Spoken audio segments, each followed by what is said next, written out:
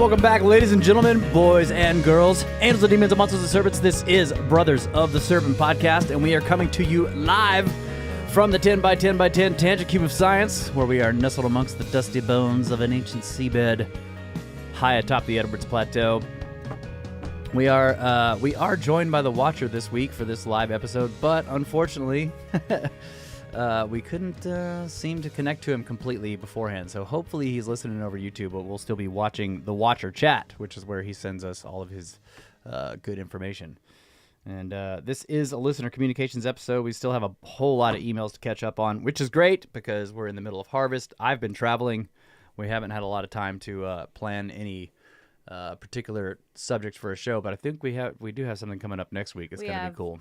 Can you guys hear me okay? Yeah, I feel like I can't You can't hear yourself? Hope the intro was okay. Also, Laura is here. Hi, Snake Laura. Force.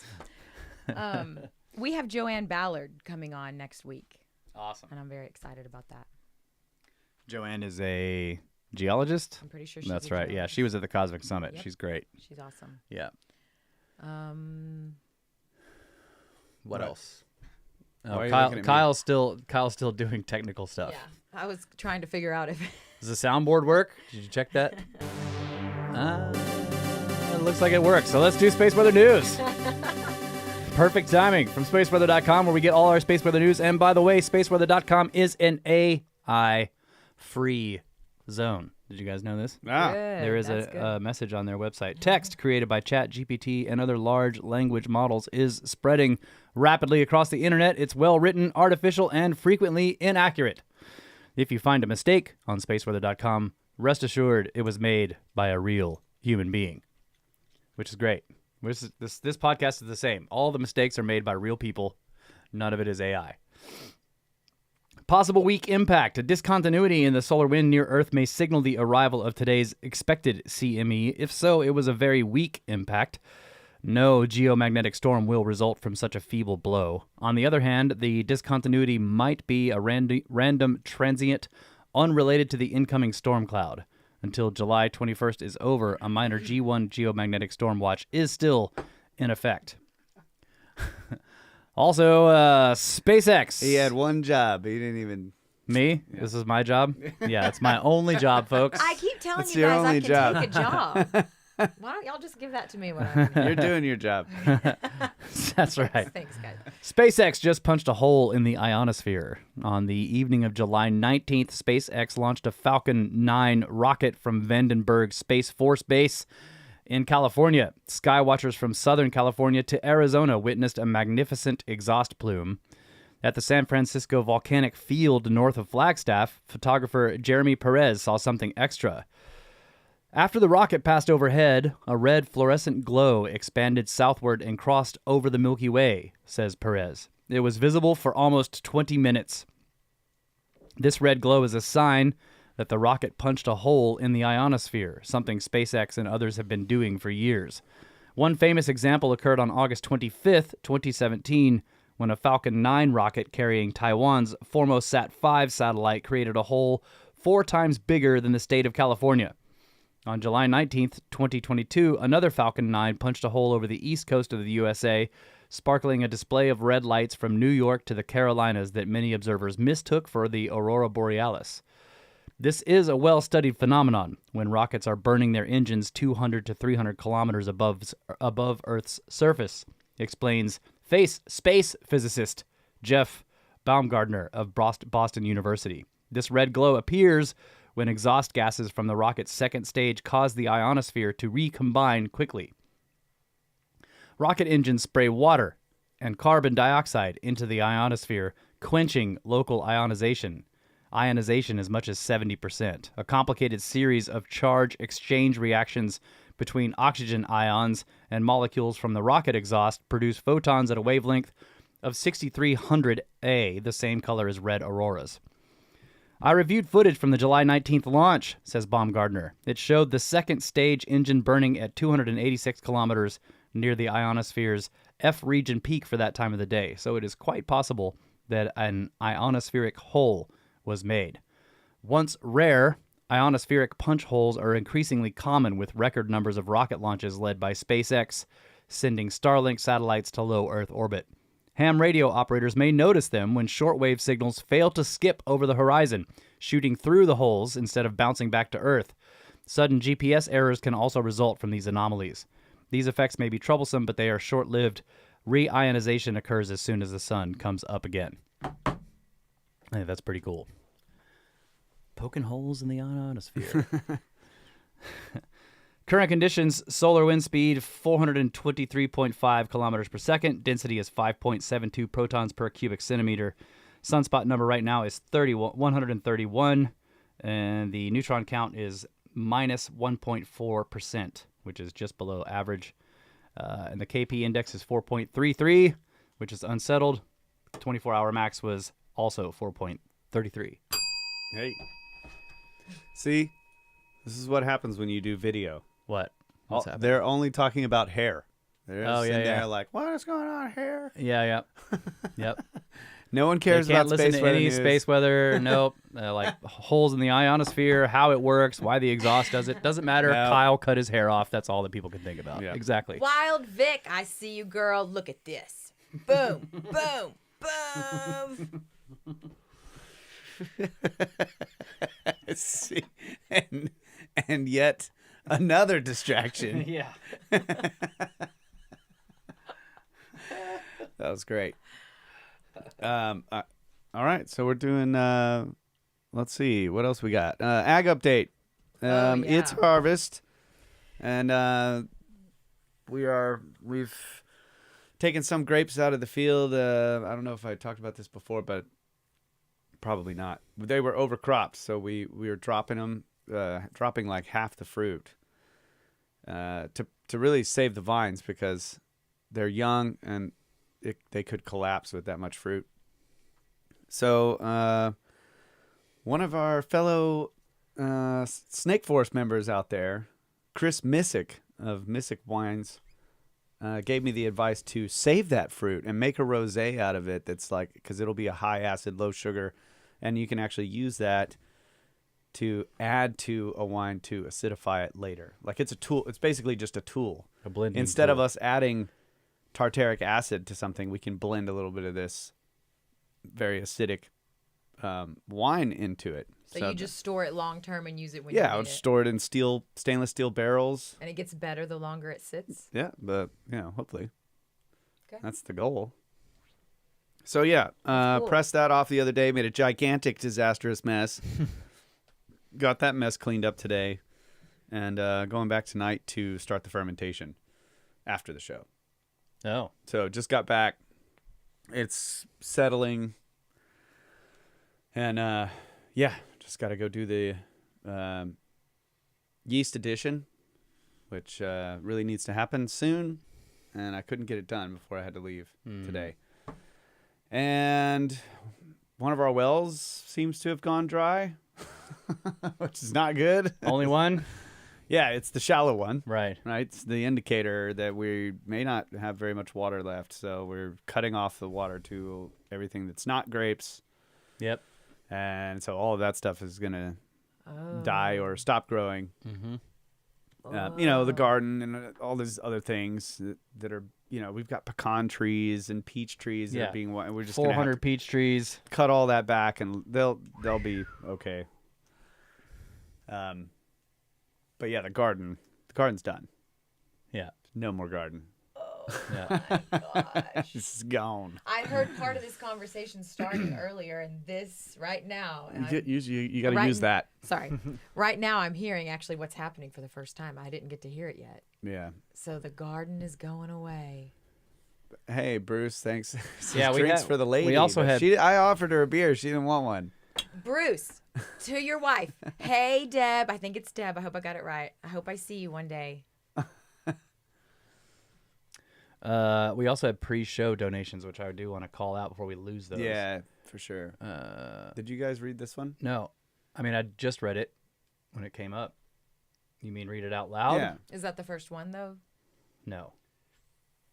That's what I mean. Anyways, Pre-show donations. we're running out of water.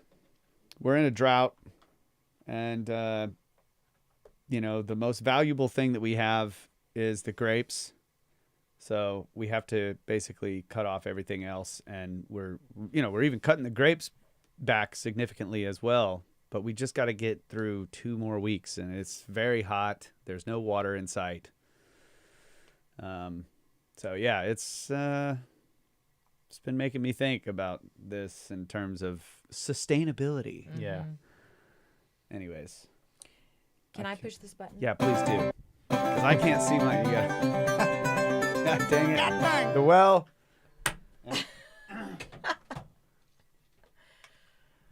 And, no, right there. There was one. Right. It's right here. Right here. Right here.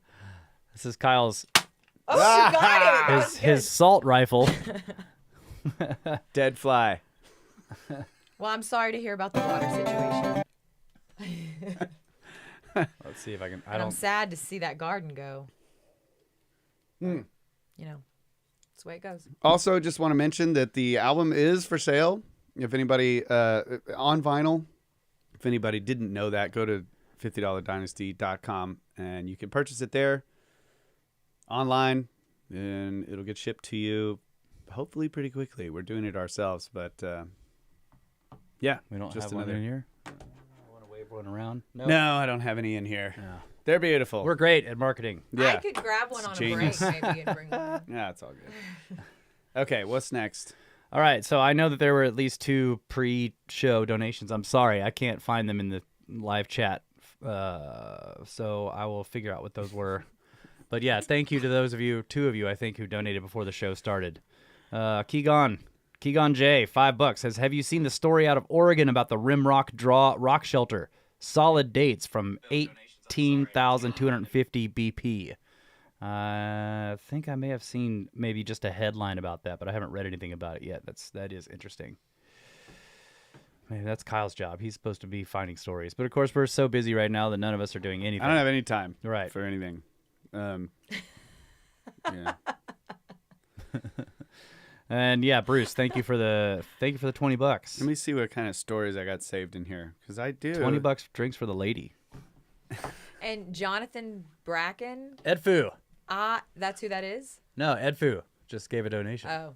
Well, I was just going to tell Jonathan that I'm the one that cut his hair. I love it. She did cut my hair. Oh, you this mean- is you my mean natural hair color. That guy, right there. Yeah, that guy. Right Yeah, there. I got see that some one? weird stains. I got weird marks on the back of my head for some reason. I don't know. Can you see them? Yeah, I see him. Yep. Yeah, Kyle has Also natural. silver hairs back there. Well, he They've been there could- since he was a kid. He could have been abducted. Right. Or he saw ghosts or something. Or he just got really stressed one time during his life. And Or it I just pushed him popped down up. the stairs. Or That something probably scared happened. the hell out of him too. Why does it have to be something bad? Why couldn't I have been enlightened? Why is being abducted by aliens bad? I did. That's a good point. Okay. Russ was saying push down the stairs. Yeah. I mean, typically when you get abducted, that's not good. Right. Like if they invited me, that might be. Hey, I've been listening to the UFO series. So tell I've me a started good part story 5. about abduction. Some people had good things to say. They abduct you and they're like, you're actually half alien. And then if you You're are part getting Anunnaki. abducted, maybe you're part of the race that keeps getting taken up. So then that could be a good thing. I don't know. Well, I don't know. It doesn't sound good. Oh, to you me, mean Laura. he's in the bloodline? You haven't convinced oh me my yet. God. He's part of the bloodline. I kind of wouldn't mind being part of the bloodline. If I did get abducted and I found that out, I would probably be like, all right. It's possible, really, that all of us have been abducted. And there's only a very few people who actually remember part of it. Are you freaked out that I'd be okay with being the bloodline? Is that why you're looking at me? No. Should I take that back? Should I not say that out loud? Okay. I'll delete it. All right. Right. Oh wait, this is live. It's live. All right, so we have plenty of emails. Let's do it. Let me get this stopped here. I got them pulled up as well. Well, we're starting with John. We've heard a bunch from John, and I keep saving his emails because they're so great. So this is John, having heard us read some of his emails. And he's like, "You have read my emails. I am so sorry. LOL." Oh, and by the way, this one's called Episode 280. What date is it? May 23rd. Russ is very spot on with how my emailing has worked. Write a piece, run away for a while, come back to it, add to it, and continue on. I need to point out a few things I realized listening to you guys somehow navigating my horrible emails. Secondly, there's no firstly. Secondly, I had to go back to the beginning because I knew you guys were hilarious and I just didn't know why you were yet. Thirdly, the P.D. Pablo part has me in tears all over again. LMAO. What is this? It's me. Is it you? Oh. At one point, I referenced P.D. Pablo, like North Carolina. Oh. Raised. I think you should know. Just around your head like a helicopter. I mean, I think that's what he's talking about because I've done that before. Yeah, okay. When we got off the plane in North Carolina, Oh, I did it we real were quick. singing about a butt flap, though. Oh, Long that's time right. ago. Yeah, that's right. That's right. Yeah. I don't know. We'll have to. It was about the butt flap. Yeah. Yeah. Take your butt flap off. It's spinning like a helicopter. So what are you? You're like I'm in the flagged ones, but they only go to March. So is that not where I need to be? That is the flagged ones. That's the right place. Yeah, I just need to update. Yeah, you're just not connected. It's fine. Okay. So P.D. Pablo has me in tears all over again. Fourthly, I'm sadly going to miss the summit. Me and the fiance are now expecting our first child, so the money has gotten tighter.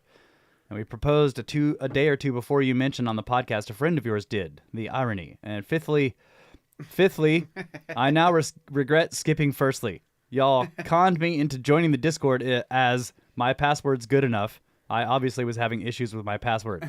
The Discord is better than described. Never felt so welcomed somewhere. Originally, this was going to be the short version. Not anymore, I guess. Well, I'll send a second one. I can't express how thankful I am for this podcast.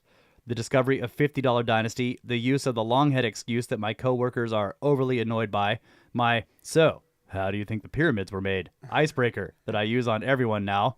I blame all of this on you. Thank you so much. That's cool. Thanks, John. I feel like I'm right there with you when you're writing it, and I like it. Yeah, it's definitely stream of consciousness. And you can tell he leaves. He has to do wrench stuff. He starts working on something, and then he comes back, and he's like, okay, I'll keep writing this. It's awesome. Well, mine won't update. It won't update? It's stuck in March. Oh, What month do you need to be in? May. Yeah. Okay, this is actually a comment on the Laura, website. they're complaining about your mic etiquette and I'm blaming it on me, so by the sorry. way. Okay. I'll be better. Of course. Here we go. I'm getting better. Let's go. So this is a comment on the website. What is it called? Oh, there's no title. Okay, it says, when I read the name of your podcast, I hoped it would be a further exploration of the themes in the great Bramley book.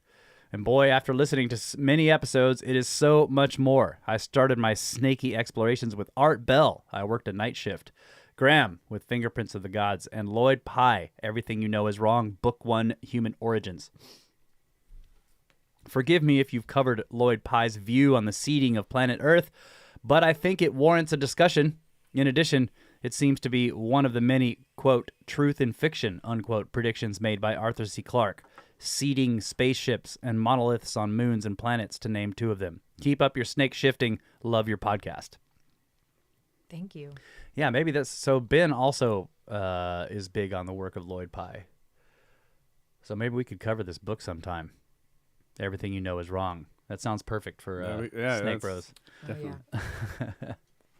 The title of it is Everything You Know Is Wrong? Everything You Know Is Wrong, Book 1, Human Origins.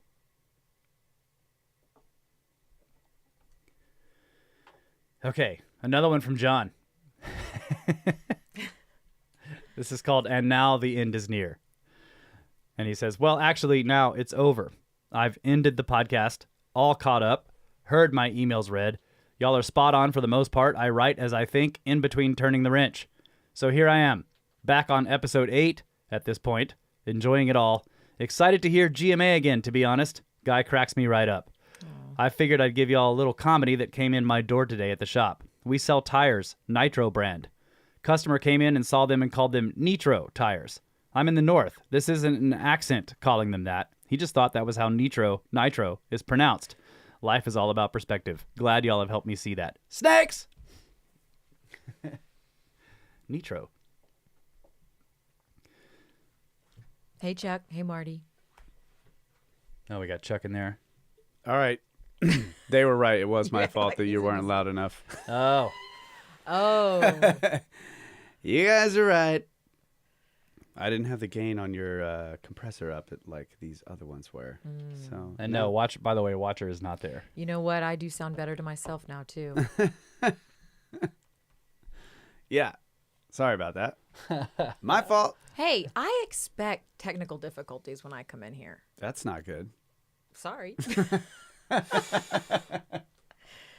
Let's go to the next one. Before going live, it was almost no technical difficulties. Yeah, It's well, just the live show makes it. It's a lot more what do you complicated. mean almost no? There were 0 mistakes. Almost no technical Still difficulties. 0 Technical mistakes. difficulties are not mistakes. For you, Snake Force. We do it. For you. But no, this is cool. Like I said, I'm getting this figured out. I got to save this scene. I want to do it right now so that I will store this. Boom. There we go. It's saved. All right, it's scene saved. Scene saved. In the morning, Mr. White. Russ, look, there's Russ and young Russ. There you go.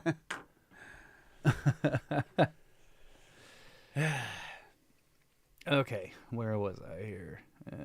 That was, yeah. So Mike, this is from Mike. No subject. Hey brothers, I'll try to keep this brief as I am writing from a phone in my dream and things get funky fast. I have a legitimate dream report that has many Jungian and deep subconscious tropes that I'll completely skip over for brevity's sake. El Deuterinos. This was the dream. I was with a couple of friends at an open-air arcade. One of the games was one where you grab 2 handles with both hands and it will tell you if you have cancer. And if so, what kind. I tried it and it came up clean. My friends took it seriously and I got pissed that they took it as if it was a medical diagnosis. Enter the phone. I pulled my uncracked, phone from my pocket and looked up this BS machine on the internet, hoping to show my friends how stupid it was. I was searching videos on YouTube, but obviously it wasn't YouTube in the dream. But the scheme, the colors, the format, everything was familiar. I watched several videos that said this machine was legit, and I got so mad that I woke up. Wait a minute, you're looking... First of all, I just want to say, you're trying to find legit medical information on YouTube? You're like, I'm going to show you guys this machine is BS, and you're looking on YouTube? Like, come on, bro. Come on. Maybe, I don't know. Maybe I'm behind the times, but I want to see text. I don't want to find a video that I have to watch. I don't know. Anyway, he says, I occasionally journal my dreams if they feel important. This practice, in my opinion, works the memory muscle and helps to remember dreams in the future. I've had a couple of prophetic dreams, mostly mundane, but a few that would bend the imagination. These ones I keep closer to the vest because nobody believes that shit. Anyway, I just wanted to weigh in on the phones in the dreams discussion. For the record, I'm old enough to remember when dial-up internet became a thing. Strange times, my brothers. Strange is what you make it, though. Love the show. Never stop it, barring a massive cosmic destruction, of course. Your friend from the edge of America, Mike. Thank you. But you're skipping over the fact that he had a dream with his using Yeah, his no, phone. that's cool, and that's a legit. Okay. Like he pulled it up, it worked, it wasn't cracked, which is not right because I think he is implying that his phone is always cracked. But he pulled out a new looking phone and it worked. It was trying to search things on YouTube, which is dumb, but it looked like YouTube, and it was telling him that this machine was totally legit, which basically was saying that he was wrong and his friends were right in the dream, and that made him mad and he woke up.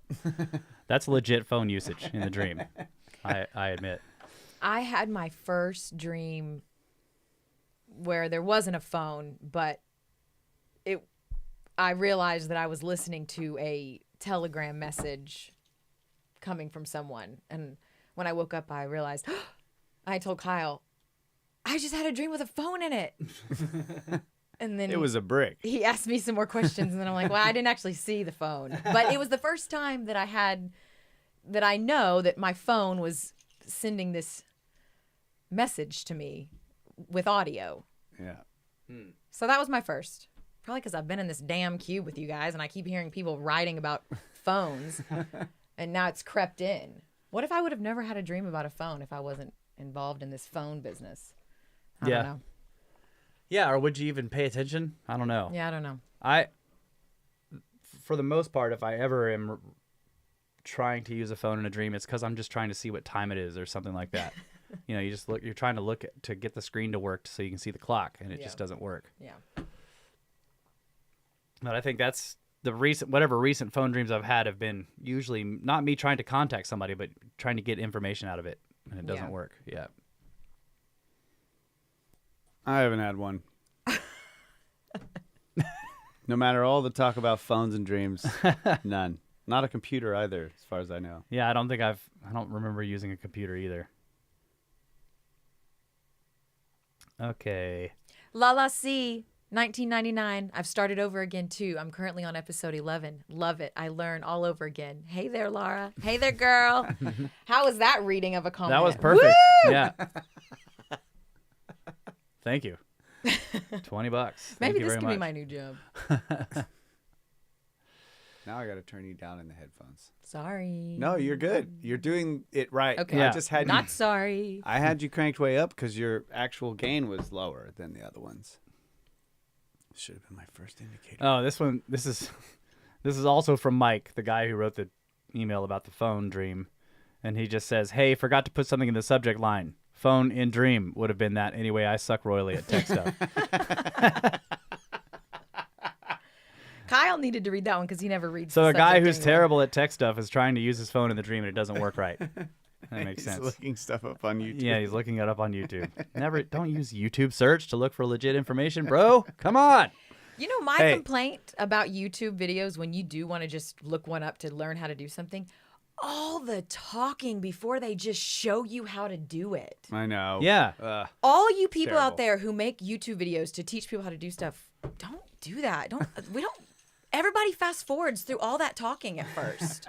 That's Everybody. what I'm saying. That's one of the reasons I hate it. Like if I'm ever It's so useful when you're working on a car or Yeah. a tractor or some kind of engine or something mechanical, and you need to see like, okay, I need this year, this model. Yeah. And then somebody's like, okay, here's the alternator. It's way down there, and you're gonna have to take this off and this off, and here's the wrench I use. It's like, yes, this is perfect for that. Yep. I agree with that. Yep. I use it all the time for that kind of stuff. Yep. I agree with that. But there's no good winemaking videos on there. I've noticed I've that. never looked anything medically up though on YouTube, so I will say I'm just gonna go with that. He was- I've been just well, I only mean, it's looking not. up- It's he wasn't actually looking up medical stuff. I was just giving him crap. Oh, okay. He was trying to find something that was like this game, which claims it will tell you if you have cancer or not, is bullshit. Yeah. It's not really medical, but he The found other thing he it's found really- a bunch of YouTube saying this is totally legit. It's also really useful for learning how to use programs. like, yeah. Like video editors and stuff. Oh, Troy's telling me they have to make the video so long to get monetization. Ah. That's what it is. They need to find a workaround where it's not boring talking. They just should shake it up a little bit is my thought. Is that right? What? That's interesting. Yeah, I guess we've never come up against that issue. Our videos are all really long. Yeah. Why don't this thing update? I want to get in on this. Can he just pass the phone to you and you read one and then I you don't pass wanna it use back? this I mean, you guys are crap- sitting right Piece next of crap to each other. Android. I ain't touching it. I'm not handing him my phone. His freaking text is like minuscule as well. I'll be. Oh yeah, he has laser eyes now. I need slightly larger text, because of this minor dyslexic problem that I have. Well, I mean, I did make it a little larger. Oh, okay. You That's, can- that's acceptable. Yeah. Well, here, you read this one from John. This is another John Irving special. John In, Irving. in between wrenching. He's, I'll try to keep this short. I'll probably fail.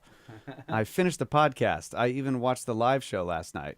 I restarted the podcast. Ironically enough, I made it to episode 8 or 9. 8 had a lot of mentions in emails on the live show last night. Strange indeed. Today I've decided I should start Cosmographia on episode 2 right now. Randall just brought up Paul McCartney, the geologist. So mad no one pointed out that this guy rocks too. Good one, bro. Yeah, that is a good one. I went to write a novel and remembered I set out to keep this short, so I shall end on warm and fuzzies. As someone who works in a toxic environment, having you guys in my ear throughout the day to chuckle and learn with has been a true godsend. It has kept my sanity. For that, I thank you, boys and girl. This includes the Watcher and Marty. Oh. Wait. No, and also Watcher okay. and Marty is Okay. what he's saying. Thank you. Thanks, Yeah. bro. Yeah, thank you. Okay, this is from Xander? Yeah. Okay. It's called 0 Degrees Fahrenheit. Greetings, O great serpents. This bookish message comes to you as this teeny tiny snakelet is slithering his way through the back catalog.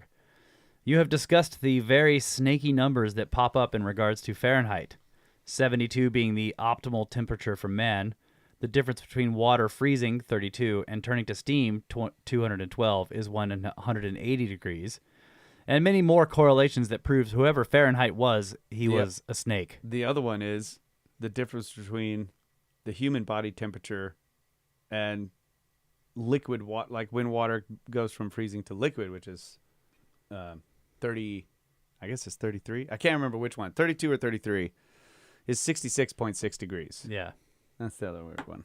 33, I think, yeah. I have to look it up. Yeah, because 32 is freezing. That's when it freezes. So 33 would be when it Let's see. melts, if it's pure. 98.6 minus.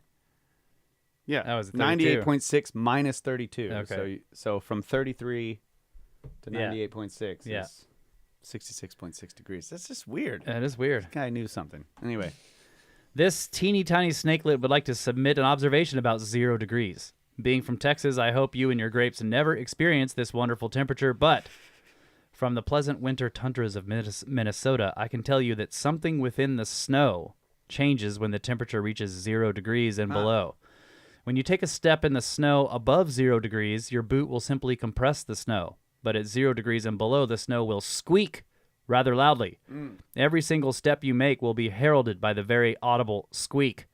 It makes it utterly impossible to sneak up on someone, and it is very much like the SpongeBob episode where he has the squeaky boots. Something must change within the structure of the snow as well, because when using skis, there is a considerable amount of friction working against you above 0, but when the snow squeaks, you can glide almost effortlessly. Personally, I use snow squeaking as a gauge to mark when it's finally nice outside, to put a hat and gloves on. If the snow doesn't squeak, it's too hot outside. The snow squeaking leads to all kinds of sayings in the north. The snow will tell you when it's time to ski. The snow will tell you when it's cold outside. The snow will tell you when it's finally nice outside. I hope you find this interesting, and another thing to add to Mr. Fahrenheit's genius scale, I'd like to think that this wasn't a book, but rather a brochure of curious information. P.S. 72 is far too hot to be optimal. 65 is the number for this snake. My wife's number is 68, and our 1-year-old will rip his blankets off anything above 60. Yep, I agree. 72 is way too hot. I keep my AC at like 68. yeah, but if you were not clothed, you know, like Yeah. if you're just in a butt flap, Yeah. 72 is pretty nice. Yeah. Like to stay in. Yeah, you're probably right. Yeah. I mean, fully clothed, 68 Yeah. seems good. Yeah. If you're doing any kind of work, I'd rather be 60. Yeah. When I'm working in the winery, it's awesome. I don't sweat at all. I can sweat even at 60 degrees. But when you're working hard in there, it's You can still so sweat. nice. Yeah. I think this is cool that the snow may change. Something happens to it below 0. Yeah, that is cool. Gets squeaky. Yeah, and I know this from Vermont. I mean, I lived in Vermont over the one winter, and it was like that. Eventually it becomes. He said SpongeBob, but maybe I think of different references, or maybe he's got a kid. But I think of Jim Carrey in The Mask when he's pretending to sneak.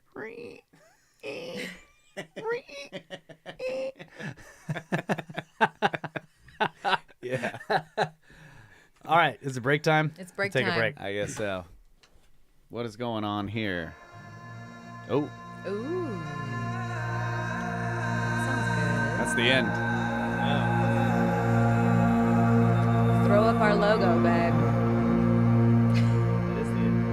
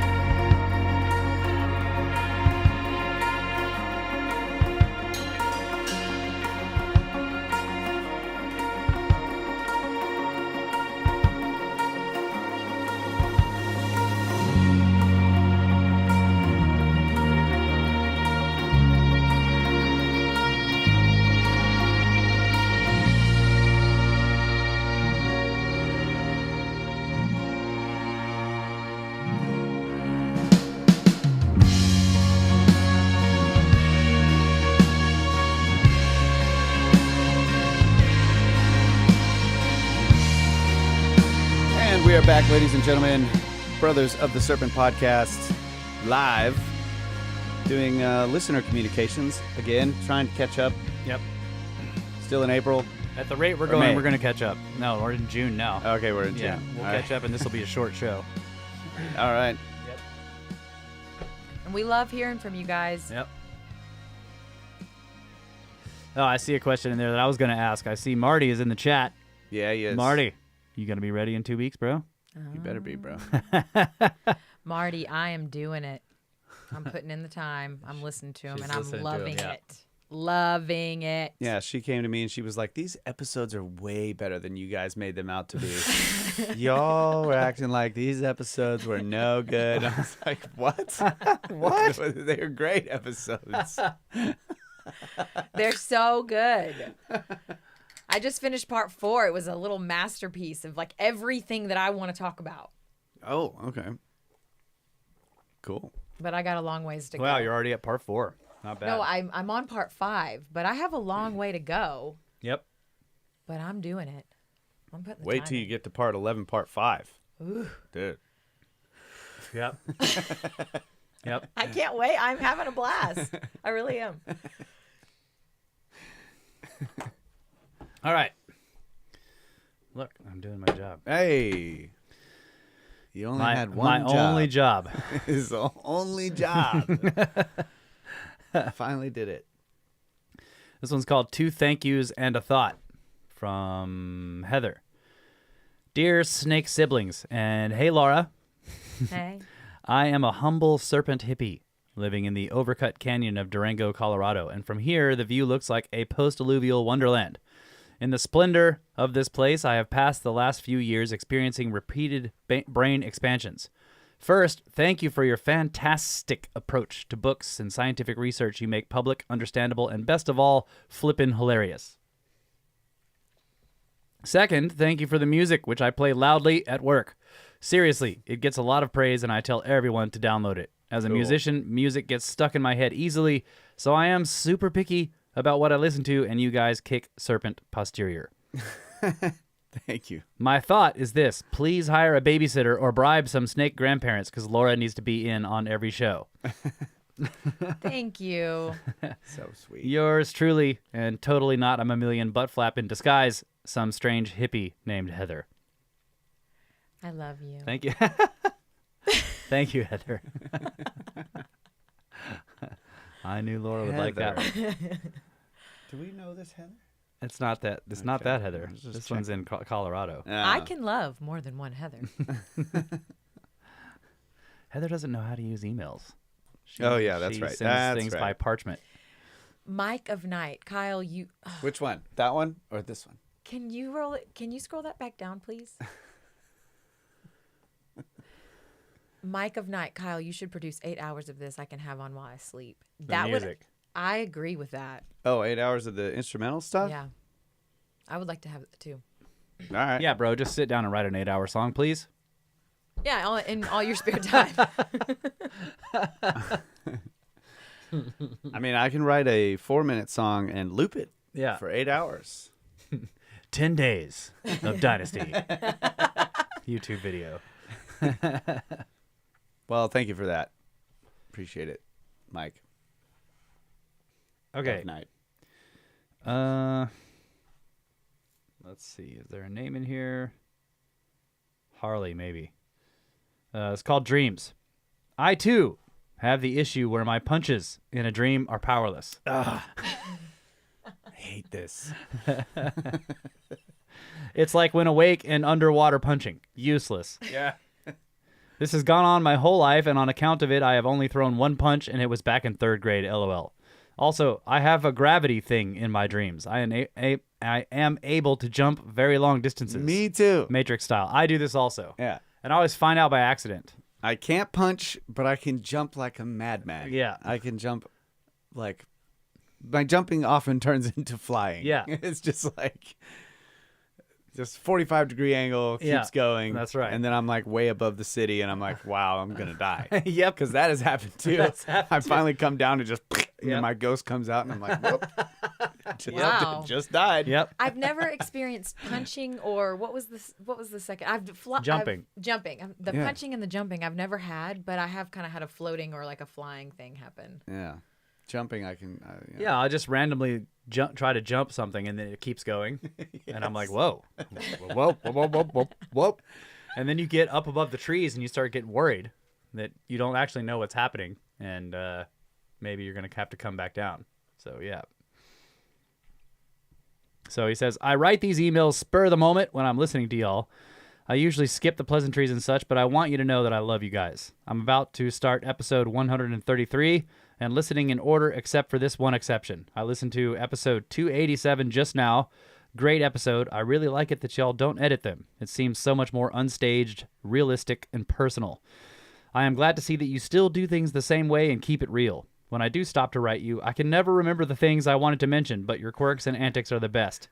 Gets me laughing a lot and makes my workday go by faster. No, that's cool. Thanks. I have learned so much from y'all. Sometimes I stop your show and go study a topic for a while. Ringing blocks. Amazing. Bristlecone pines living up to 5,000 years. What a cool way to look into the past and compare with other methods of dating.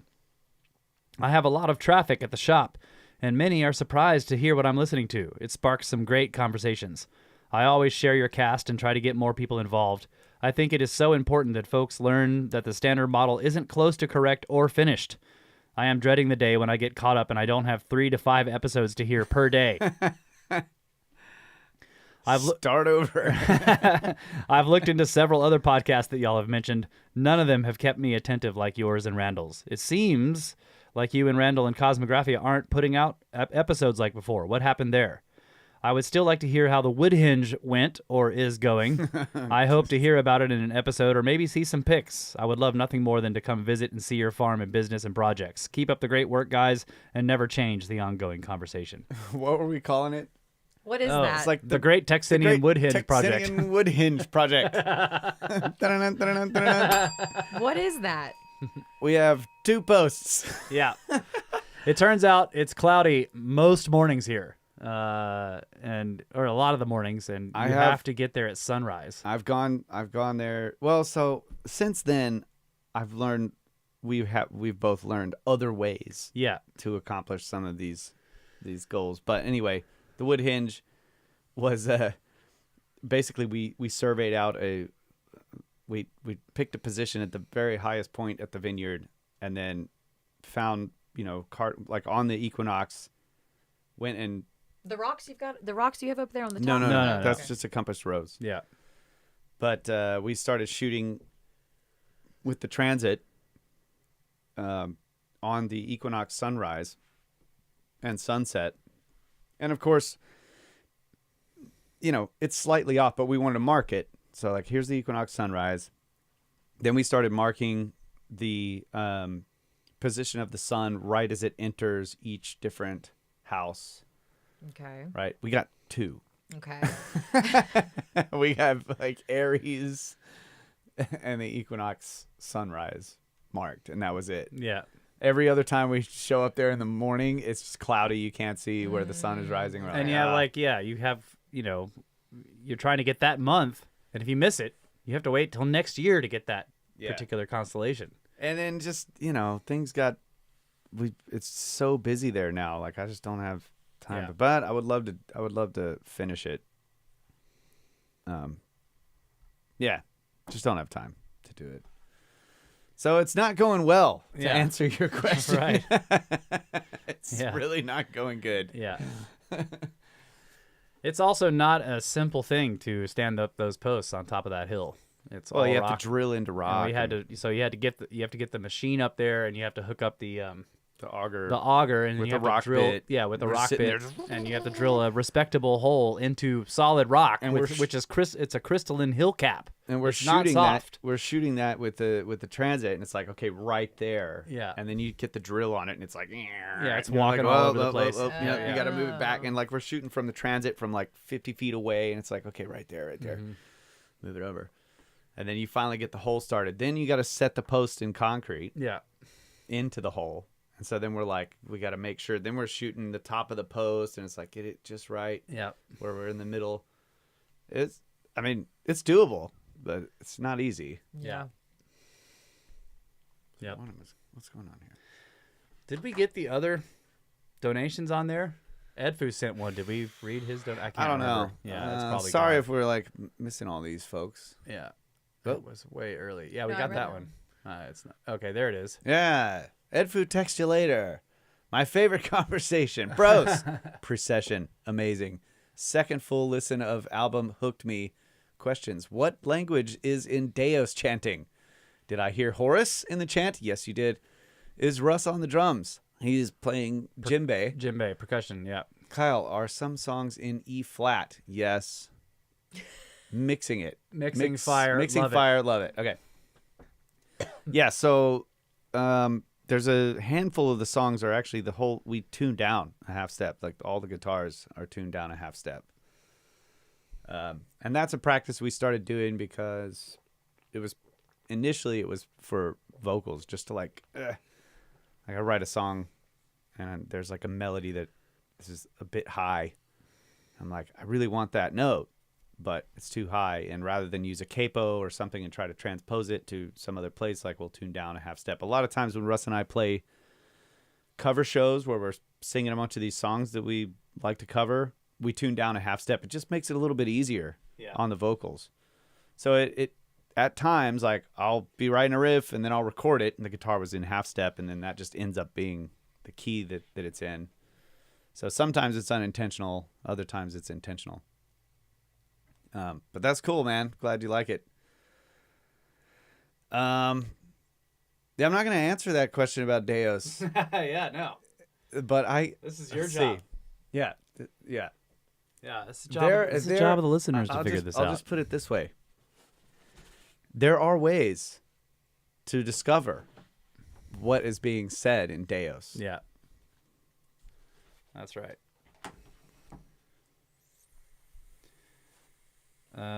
Okay. And then he asked a question about Cosmographia. So yeah,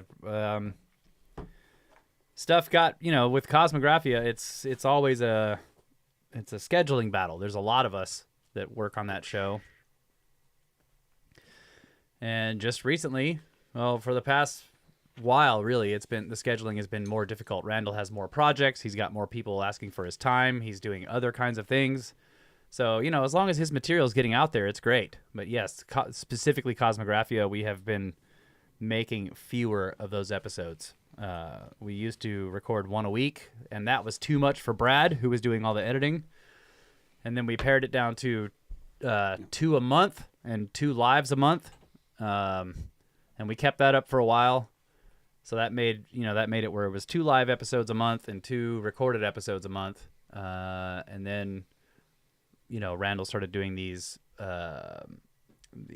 these paid seminars. And then he's got all these different conferences he's being invited to and other podcasts he's being invited on. So yes, there's always scheduling. Let's see. What else do we have Show here? you a little more here. Kyle's got Hey, the record. podcasting is hard work, people. Yeah. Look at that. Yeah, reflecting the screen too. It's very shiny. Hey, look, there's you guys. Yeah. Look at y'all. Look at the chat in the record.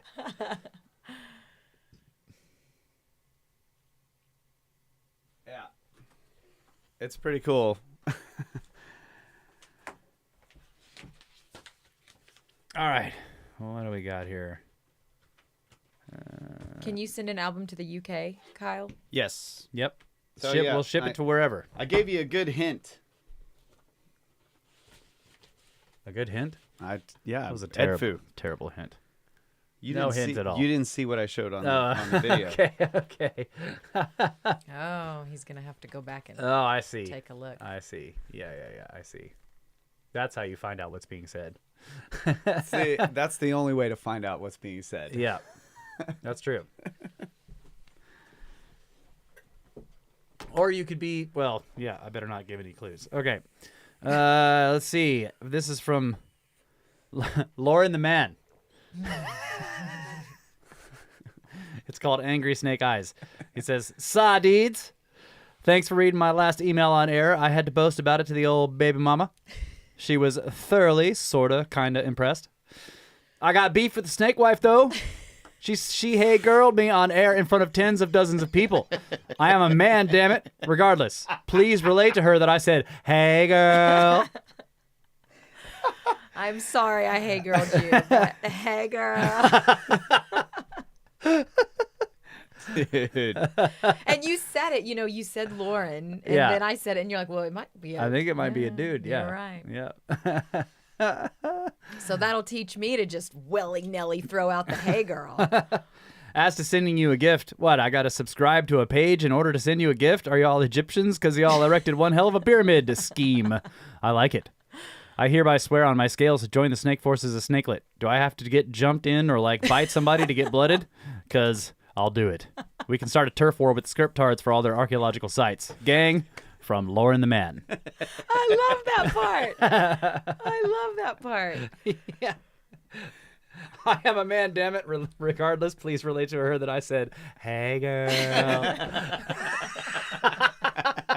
I love it that he's ready to get jumped in if that's what we do. I love it. Yeah, so I'll just say this. The best way to get, if you want to send us something, we do have a P.O. box. If you want to send the Snake Bros something over through the post, you can do it through the mail. And the best way to get the address, some people email me, and I usually remember to reply and give them the address. But the best way to get it is there's a command in the Discord. So if you join the Discord and you pass the test, keep in mind, you can't just join. We want this Discord is specifically for people who listen to the show and listen to it enough to know some of our inside jokes. So there's a test when you join the Discord. Do you know some of the inside jokes? What is the airspeed velocity of an unladen swallow? Yes. You are asked 9 questions, and you only have to answer 3 of them mostly correctly. There's at least one cheater where you can just tell them what one of the questions is, what is your favorite episode?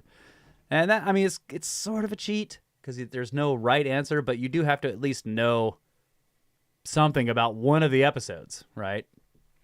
But even so, if you pass the test, once you get in, there's a command, and one of the bots in the Discord channel will just give you the addresses. There's 2 of them. There's the regular P.O. box if you're using USPS, but if you want to use UPS or FedEx or whatever, there's a separate address that goes to the same box. And I think it's like exclamation mark the number 1 up box in the Discord. The bot will just return with the addresses. So that's the best way to get it. But people do email me and ask, and I have given them the addresses. And the Discord's great. You guys should join it. It really is a great If place. you want to join the Discord, there's a permanent connect link on the website. So you go to brothersoftheserpent.com, click the Discord chat link on the right on the menu, and then right there's a little widget. You just click connect, and it'll send you right in there. And there's a mobile app. You can use it on your computer through the browser, or there's an app for phones. Okay. Where are we at here? Yes, you must jump through our hoops. Yeah, hoops. Troy. Yes, there's a lot of hoops to be jumped through. Yep. It's very exclusionary. Yeah. You're not allowed to look at. Yeah. You get one chat room, and you can stay in there. Mm-hmm. That's all you get. Yeah. Until you can answer 3 questions. That's right. 5 questions. 3. 3 sets. Okay, this is called Thanks for the Birthday Present from Eric. Hey, Russ, Kyle, and Laura. My name is Eric, and I've been listening to you guys for a couple of years now, and I enjoy every episode. It is probably my favorite podcast out there. My girlfriend and I listen to the podcast on long road trips, and she likes the show a lot as well. A few days ago was my birthday, and my girlfriend gave me the best present ever, a book with a nice message from you 2 in there. Such an awesome gift. My girl told me that there were some issues initially with sending the book she had bought to Texas, but with your help, the book arrived exactly on my birthday in Valencia, Wow. Spain, where we live. Thank you so much. Best birthday present ever. After listening for such a long time, you guys are like friends in a way. I'm sure everybody else listening and in the Discord can relate to that. My girlfriend and I have the little dream to visit Texas one day, so perhaps until then, once again, thank you so much. Greetings from España, Eric. Snakes! That's cool. Yeah, this I'm was- glad so you got it. happy Yeah, you this got was it a- on your birthday. This was a fun thing. She emailed me, a long time ago, like months before his birthday, and she was like, "Hey, I have this plan. I'm gonna get him this book for his birthday. Can I send it to you guys and you sign it and then you send it back to me?" And I was like, "Yeah, cool, we'll do that." And then she tried to send it and it didn't show up, and I don't know what happened. And then we managed to get it, and we got him a nice hardcover version. And Kyle and I wrote a bunch of stupid Snake Bros stuff in it. And then Laura managed to get it to the address that they gave us. So cool. I'm glad it got there in time for your birthday because we were getting a little worried. So that's awesome. Heck yeah, that's And you have an awesome girlfriend. She had a lot of planning, forethought. Yeah. And we worked on this for back and forth for weeks to get it to work. So that's great. That's cool. Yeah. Shout out to you, Snake Sister. Good on you. What are you supposed to say? Hey, girl. Hey, girl. All right. Let's see. This is from the other Kyle. This is called Apocalypse. Hey, serpents. I'll make this one quick for y'all. There I was, listening to Procession by $50 Dynasty for the millionth time, and I was thinking about the world ending. It could happen in so many different ways. A solar storm, nukes, Yellowstone, the list goes on. And then I had the thought about the effect that thinking about the world ending has on a human being. At first, the thought is existential, paralyzing. Every day becomes more meaningless knowing that none of what we created here would matter. Sometime later, you get used to the idea of the world ending and realize the empowerment that realizing any day could be the end has. The vigor to carpe diem. So, I was just wondering what you guys thought about the world ending. Does it scare you? Do you try not to think about it too much? I'm curious what a couple of snakes might ponder about when they think about the end of the world. Godspeed from Kyle. And P.S. $50 Dynasty is the greatest band to ever exist. P.P.S. Snakes! Thanks, dude.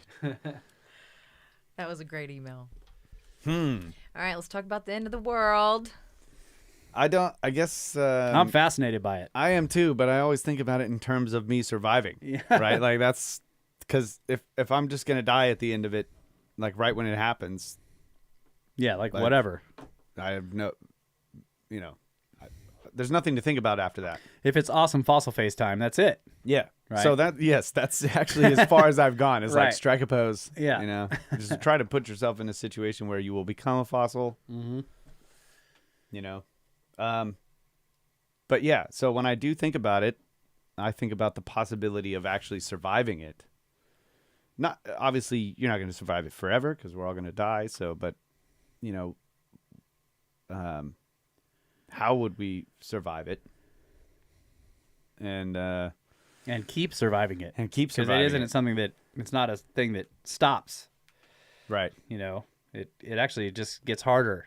That's what I mean. Like you're Yeah. not going to survive it forever because we're not going to live forever no matter what. Mm-hmm. So but if you can manage to like keep your life going in some way. So yeah, I think about that a lot, and I'm probably definitely not prepared. I don't think. Yeah. Because if you're going to go underground, you have to already have all the food in there.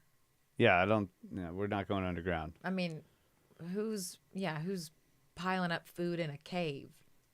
The government. That's true.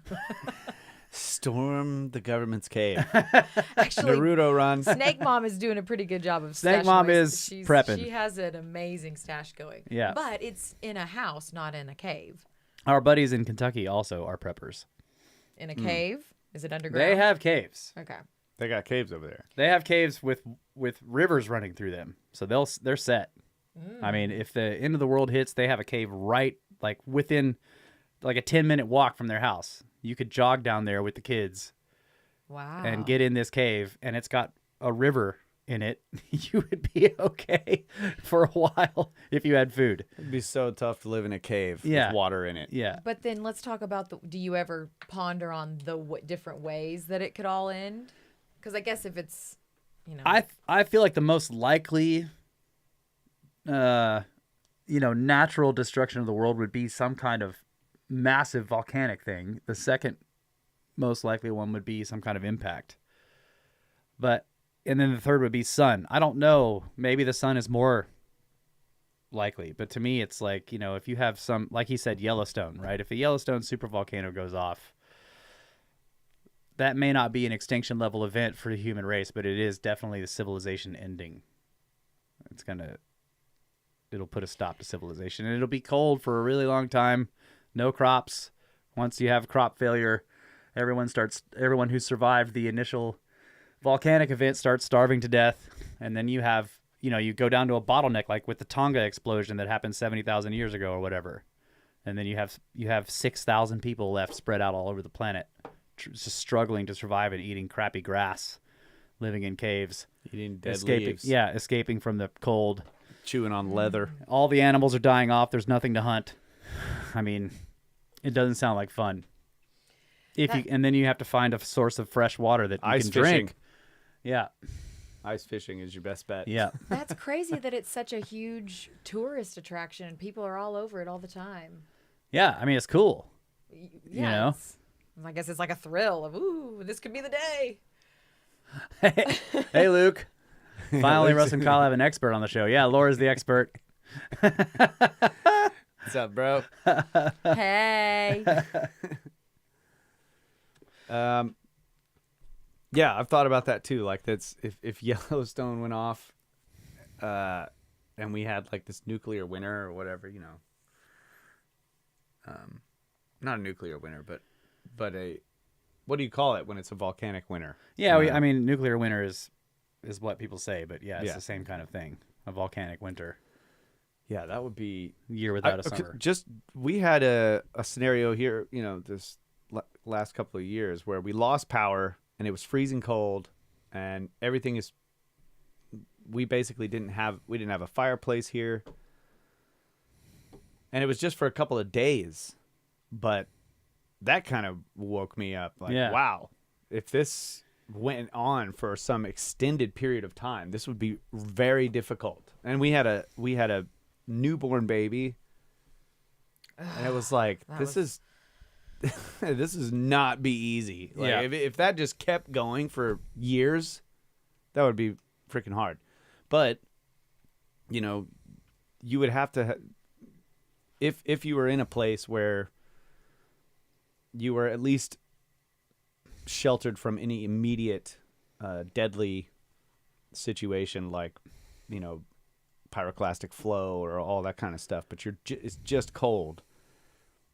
You just get, you have to have community. Like, people, you can't just be like, okay, me and my family are surviving. It's going to have to be a group effort, because you will have to get food. People will have to forage.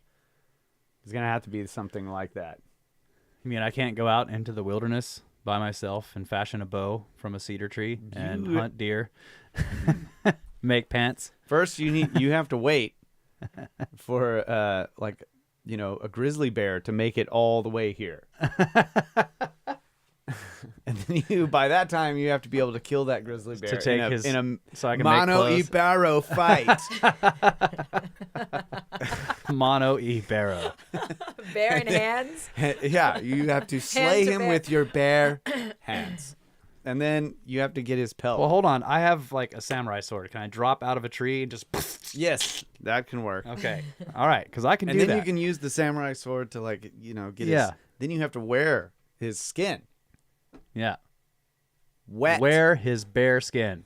Wear his bare skin on your bare skin. The wet parts. I mean, are you going to tan this hide? Do you know how to tan hides? No, it's going on wet, I guess. It's just what's going to have to happen. That's one thing I've been working on. You need ash and brains. I've been working on tanning hides. I have done some work on that. Yeah. It's not easy. No. It takes days. It does. So you need a good fire. And a lot of... Mm-hmm. Okay, so someone in this chat is saying willow, not cedar. All we have here is cedar. I'm specifically referencing right outside. Like, we have oak and cedar. Yep. So I'll go outside and make a bow from cedar. Maybe a spear would be better. Yeah, I know. It's like... Yeah, and then it'll break. I know. The cedar was a joke. You can't make a good bow from cedar. Maybe you can make a spear point. It stabs me all the time. I was like, thinking about it. You would have to kill so many deer to make a pelt like good enough to survive Yeah. these Yeah. frigid temperatures. Yeah. So yeah, it would be difficult being on your own. Yeah. I've done it in a lot of video games, though. I think I can do it. It's hilarious. I'm actually playing one right now called The Long Dark, and they have this enormous warning when you start up the game. It's like, do not go out into the wilderness and try to survive with what you learned from playing this game. You will die. Which makes me think, like, this is a real problem. Yeah, people have That tried people it. actually think that they are going to go out into the wilderness of Canada during the winter Look, and survive. One time, Russ and I and a good friend of ours went to the beach way out on this, what is it, Matagorda. Way out past like the 4-wheel drive and just, I think we went like 11 or 12 or maybe, I can't remember how. It was a long way out there, yeah. Many miles out onto this after you get past civilization and it's all 4-wheel drive, deep sand. And we're like, we're going to camp out here for 7 days. And we're not bringing any meat. We're just bringing some potatoes, some onions, some cornmeal, some oil. And we're just going to build campfires and we're going to catch fish. Yeah, we're going to fish. Survive on the fish that we catch. And we didn't catch fish for like the first 3 days. Yeah, we were starving. we were catching these ladyfish, which are just terrible. You start cooking it and just meat falls apart. It's just like this paste. We were making these soups. Out of this Oh my nasty God, they were fish. awful. Just like, We're like, I'm so hungry. and then there was a storm. We had to move. We kept moving campsites because we were getting nailed by mosquitoes, or whatever. And then we had a storm come in. And then we just started nailing the fish. I mean, we were bringing in so many whiting, and me and Russ were just like, "Yeah, dude!" It was like all three of us were catching all these fish. We filled up the cooler full of fish. I mean, it was in a huge. And after that, Russ and I became. Yeah, we became. It's like the society of us three became so rich Yeah. that Russ and I stopped working altogether. on food. We were like, we don't need to fish anymore. Let's go be weird shaman. We literally were like. Because seriously, folks, you don't have to wear clothes on this beach because there's no one. And so we were out there just wearing a sock. And I can't believe you're telling them. Yeah. We formed the sock tribe. it was a I sock know tribe. about it. I was wondering if we were going to get there. And we were collecting stuff off the beach because anyway. The storm was washed up all kinds of interesting stuff. All up so we were roaming up and down the beach just collecting strange trinkets and weird objects and dragging them back to the camp. We made staffs with all this stuff hanging from them. We were like, hey.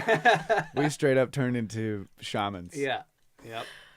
But Yeah, we also. our buddy comes back from fishing and we're like dancing around a little mound with a coconut we found, like waving these staffs that had all this weird fishing gear hanging off it, like, and he's like, Gosh, what the that's fuck amazing. are you guys doing? And We caught all the fish. we were like, we need fried fish. Yeah. Because we're tired of this baked fish stuff that we've been making and soups. So we went and found a propane tank, Yeah, a little 5-gallon. like a small grill propane tank that was just laying in the sand, and we threw rocks at it because from far away because we're like, we don't know if it's still pressurized. Yeah. We're like throwing rocks at the valve. We ended up breaking it off. It was not pressurized. Yeah. And we peeled it back with a pair of pliers and turned it into a fryer. Wow, guys. And we like cured it, and we set it in the fire until it was like glowing red hot. To, And you Kill- guys think yeah. they have a certificate of ignorance. Kill everything in Come it. on. Then They we- can make we a fryer out of quenched it. we- it in the ocean, then put it back in the fire, poured oil in Poured there, and oil we fried fish in with that the thing. And it was cornmeal, Gosh, and that's we were amazing. just like, amazing. We're like, it was awesome.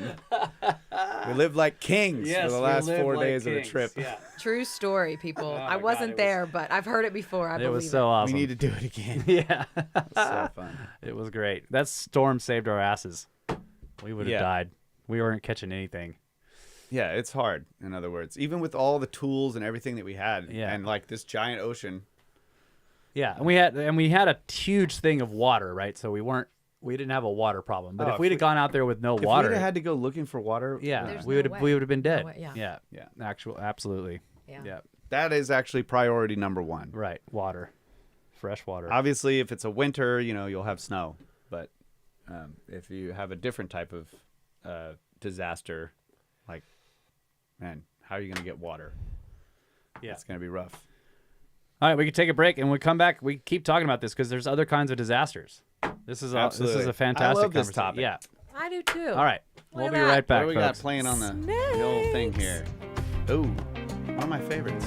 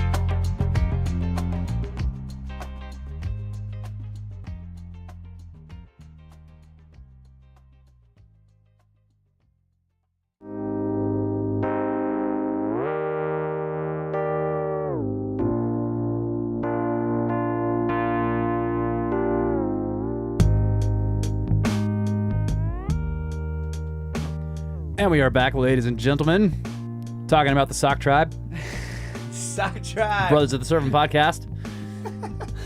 Shaman socks. Sock Tribe podcast would be a great name. Yeah, that was a fun time. Yeah, and our buddy that we went with, that guy is a survivor. He is a survivor. I mean, yeah. I've learned so much. He never from him. stopped fishing. No. He didn't care that the cooler was full. And he kept fishing. He was just like, what the hell are y'all doing? We're actually planning a beach trip with him in October, so I'm looking forward to that. Oh, is he going in October? Yeah. Oh, okay. But now we all have kids, so you can't Yeah. be in the sock tribe. We're not. No, Yeah. it's a totally different It's, situation. it's a totally different. But we sock could still tribe. stand on the beach together fishing and be like, yeah. yeah. Remember the sock tribe days, bro? Yeah, you can't tell the kids we're only going to eat what we catch. Like, Soul's hungry every 5 minutes, you know. Yeah. Well, Lila's the raccoon digging in everybody's stuff. Yeah, but she'll eat whatever, almost, right? true. Soul's like, no, Yeah. I want you That's to true. pick all of the salt pieces off this cracker before I will eat it. Which, by the way, speaking of the children, Soul wanted me to tell the Snake Force that he loves you guys so much. He's a pickle. That he'll be a pickle. Okay. Okay. That's how much he loves y'all, that he would turn himself into a pickle. And I don't know what when it I went means. inside for a break a little while ago, he's being camped in underpants and he was flinging his underwear like as a Like a weapon. yeah. Anyway, I also have a random question that I'll throw out to the Snake Force. There was a series, I think a TV series some time ago about I think it's like a hotel that had a room or several rooms. When you opened it, it gave you access to different realities or different universes or something like that. If anybody knows what this is, let me know what you think the name of it is, because I'm trying to find out. I have a possibility, but I want to see if anybody else has any ideas. I don't know if I know the name right now off the top of my head, but I do know what you're talking about. I will think. Okay. All right, so other possibilities of world ending. So we were just talking about in general, you know, if you have a nuclear winter or whatever. So like an impact would also cause a nuclear winter. So this is another one of the ones where if you're not in the path of total destruction, right, then what are the consequences? You know, if you have a water impact, then it rains mud for forever. Yeah. And then you have flooding. But like And rain you can't flooding. go underground if it's flooding. Yeah, and then in the high latitudes and in the high altitudes, it's snow, right? And then those turn into glaciers and they start running down off the mountains or whatever. So you just have water everywhere. The other possibility is that you're not in the immediate like blast zone or whatever, but if there's like bolide, explosions that start fires, you can have all these massive fires just burning everything. And then you've got the smoke from that, and it's, Yeah. then after the fires are done burning, then those ashes start blowing in the wind, and it causes all these storms, and it's just full of ash. Yeah. It can be just a whole series of really nasty plagues. Yeah. And I don't know. Yeah, going down into a cave in that scenario is probably the best, I would imagine. Yep. You don't want to be on the surface. But yeah, like how do you do that? You have to store Yeah. up food. Yeah. And you have to know. That's why it's like you have to have forewarning. Yeah. Or you just have to be that committed to prepping without the warning. Yeah, exactly. And there's people out there that do that. Build a bunker. And there are bunkers, right? There's like abandoned bunkers all yeah. over. Yep. Yeah. And then, That'd be it's cool like, if we what had kind of end of the world are we talking about? Are we talking about something like that causes an extinction level event for any life? Or are we talking about the end of civilization? Talking about the end of the human world? Because the ones we've been discussing are more like a natural event that can end. Yeah, I That think can be extinction level. But, there's also the possibility of some kind of mega virus that, Yeah. like in The Stand, where it just sweeps through humanity and just kills almost everyone. And then the only way you can be a survivor of that is either if you're already in a hermetically sealed place and you never get sick, and then you don't know when you can come out, because how long can this thing survive in the open before, what if you walk past a dead body that had it and that body is dead for a month, but can you still catch it? Probably not. But how do you know? There's plenty Hazmat suits. there's plenty of stories. I've read tons of science fiction with this exact scenario. I mean, there's tons of it, where you're the survivor of some massive plague that kills almost everyone. And then the Because whole you're a super blood. and what ends up aliens. being interesting there, of course, is that the general human civilization realm is not destroyed. It's just abandoned and full of dead people. Yeah. So all of the resources Yep. are still there, and the rest of the natural world is completely unaffected. All the animals are still there. The weather hasn't changed. But all of those dead bodies is going to change, like the gases in the Right, air. only for a couple of months. Well, how do you know a couple months? That was a fast. It just doesn't last very long. Okay. Yeah, yeah, it'll be all dried up. they Yeah. mummify or they're picked apart. Yeah, But you said all the animals were gone. No, Oh, okay. the rest of the natural world is totally Okay. unchanged by a disease that kills all humans. Okay. I would loosely define the term, like the way a world-ending event, into something more like what we kind of talk about in the ancient world when we look back. Obviously, not one of these extinction level events. That's not what I'm talking about. Like for a lot of animal life, all that kind of stuff. I mean, there's no planning that's going to help you through that. Yeah. Hey, Sam Fibro Fox says, please say hi, Z. Hi, Z. Hi there. How does he? Thanks for listening. Hi, Z. Really appreciate it. Yeah, so I'm thinking of probably more like civilization ending type of things. Like just the idea of a solar outburst that's enough to, say, shut down all of the electrical systems that we have. Yeah. Like destroy all the transformers, fry all of these electrical systems. And of course that would start a bunch of fires too. But man, so much of our economy and everything that we do relies on electricity. And if we lost that for an extended period of time, it would be devastating to Yep. civilization. That's right. And so how, for example, if it was sufficiently strong enough to fry small electrical systems, then no cars would work unless it was an old car with a carburetor and a vacuum system. Yeah. So a lot of people would just be stuck wherever they were, and they wouldn't be able to get any, there wouldn't be any transportation for food and goods and all this stuff. So there's a lot of places in the world that just wouldn't have resources. You wouldn't be able to pull your water out of the ground anymore because it's not run by a windmill. And you'd be burning a lot more trees regularly. You'd have to have fire to see at night if you have no I mean, the electricity. first thing that would happen is famine, right?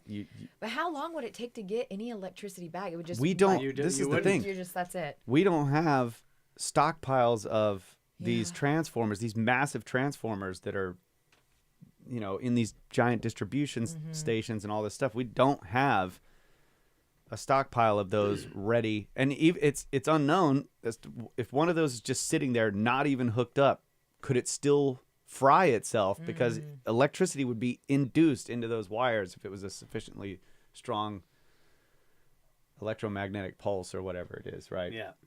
I see a lot of people in the chat saying the Lost Room. I think that's probably it. I just wanted to see if there were other ideas. But yeah, the Lost Room is probably the right series. Maybe.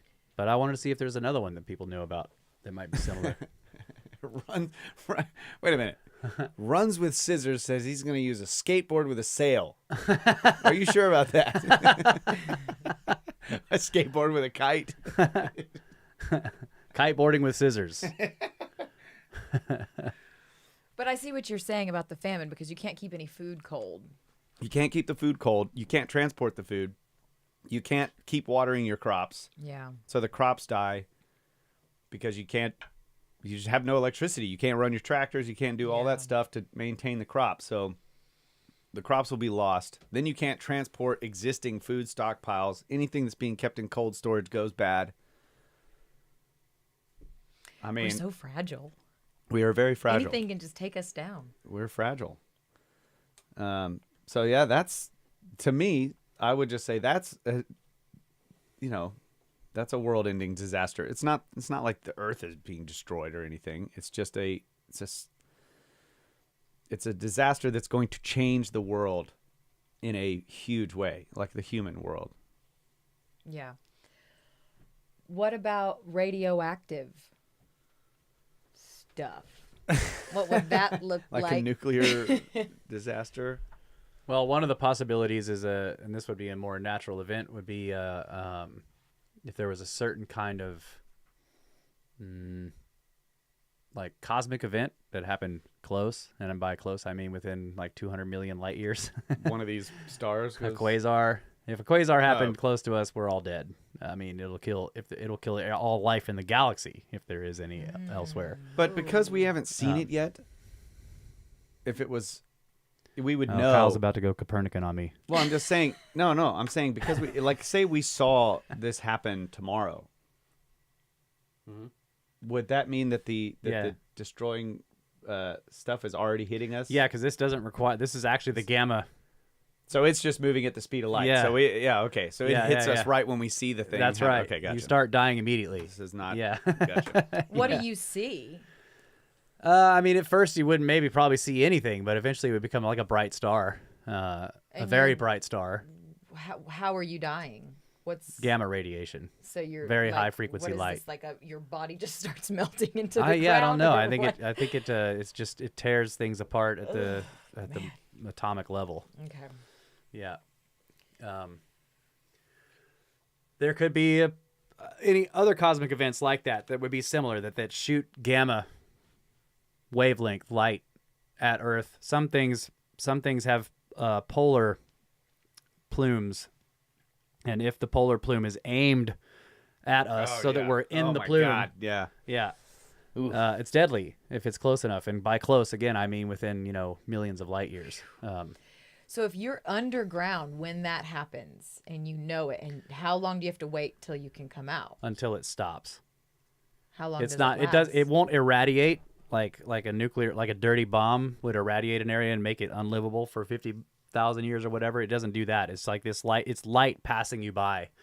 So it's like it's like if that lamp was emitting gamma radiation, it's hurting you until I turn it off, and then it stops instantly. Okay. Right. How long does it last? Well, I mean, some of these cosmic events go on for freaking hundreds of thousands of years. So it would completely sterilize anything But we that it's also pointed might at. move out of the. Yeah, you could move out of It the could plume. be spinning. Like, Yeah, I don't know. I yeah. don't know if they ever are. Are they ever flipping over on their poles or anything? Some like of them that? are flipping. Yeah. Okay, so technically, if you were somebody who was committed to prepping, no matter if you had noticed or not, you've got your cave, you've got your stuff in it, you just so happen to be down there storing stuff when this happens. Mm-hmm. You hear If you got enough you hear stone, somebody scream, you close the door real. You're like, this is the time. No. Your electrospectrometer goes That's right. into the red zone. that's right. And then you just stay down there for a few days and come up. I bet you maybe that's a scenario where A you few can... days wouldn't be long enough.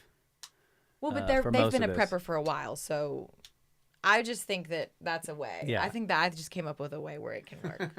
And then there's other ones, like some people are in there are mentioning the supernovas. Yeah, if we have a big star that's near us, so like within 10 something, I can't remember what the range is, but if you have a big star go nova or supernova nearby, you'll see it, and then you have time because you'll be like, okay, this really close star just went supernova. Now we know there's a lot of heavy particles headed towards us, and you have some years to prepare. Oh, okay. But as soon as that heavy particle wave hits us, it'll hit the whole solar system. That would be. See, that's the kind of scenario that would be really interesting to see what would happen. Yeah. That you had years to prep. Everybody did. Yeah, because the whole world would basically realize, like, okay, we're all dead. And like, in some five The years. whole world would be digging. Into well, and in that. some Yeah. specific scenarios, it's possible that just being on the night side yeah, is enough. is enough. Yeah. But they'd run the calculations like everybody's like, Yeah. moves to you need to be in this tiny wedge. I bet they would. But the animals on Yeah. the other side would die. I mean, it Everything would destroy die, The, yeah, all the whole life. ecosystem Yeah. on that side of the Yeah. planet, which would affect the other side. I mean, it's crazy. Yeah.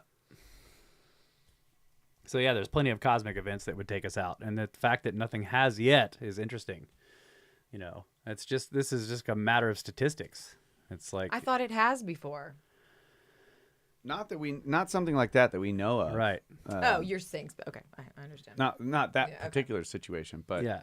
But we've been wiped out. These before. kinds of cosmic events are like Actually, total extinction level. we don't know some of the extinction events. I don't think it's known what caused them. Right. There's some of them. I mean, some of them we've found out, like the one that killed the dinosaurs. It's like, oh, okay, there's a giant impact. But maybe some of the other ones could have been something like that. Yeah. Yep. Yeah, so other ones we've talked about plenty impacts. I mean, yeah, like Kyle was saying, solar stuff would be interesting. I don't know, the Earth could flip over. That would be bad. I was gonna ask if what would happen Then if the planet moved. The bottom, Like in we'd all in have a to weird go over to way. the other flat side. Yeah, yeah.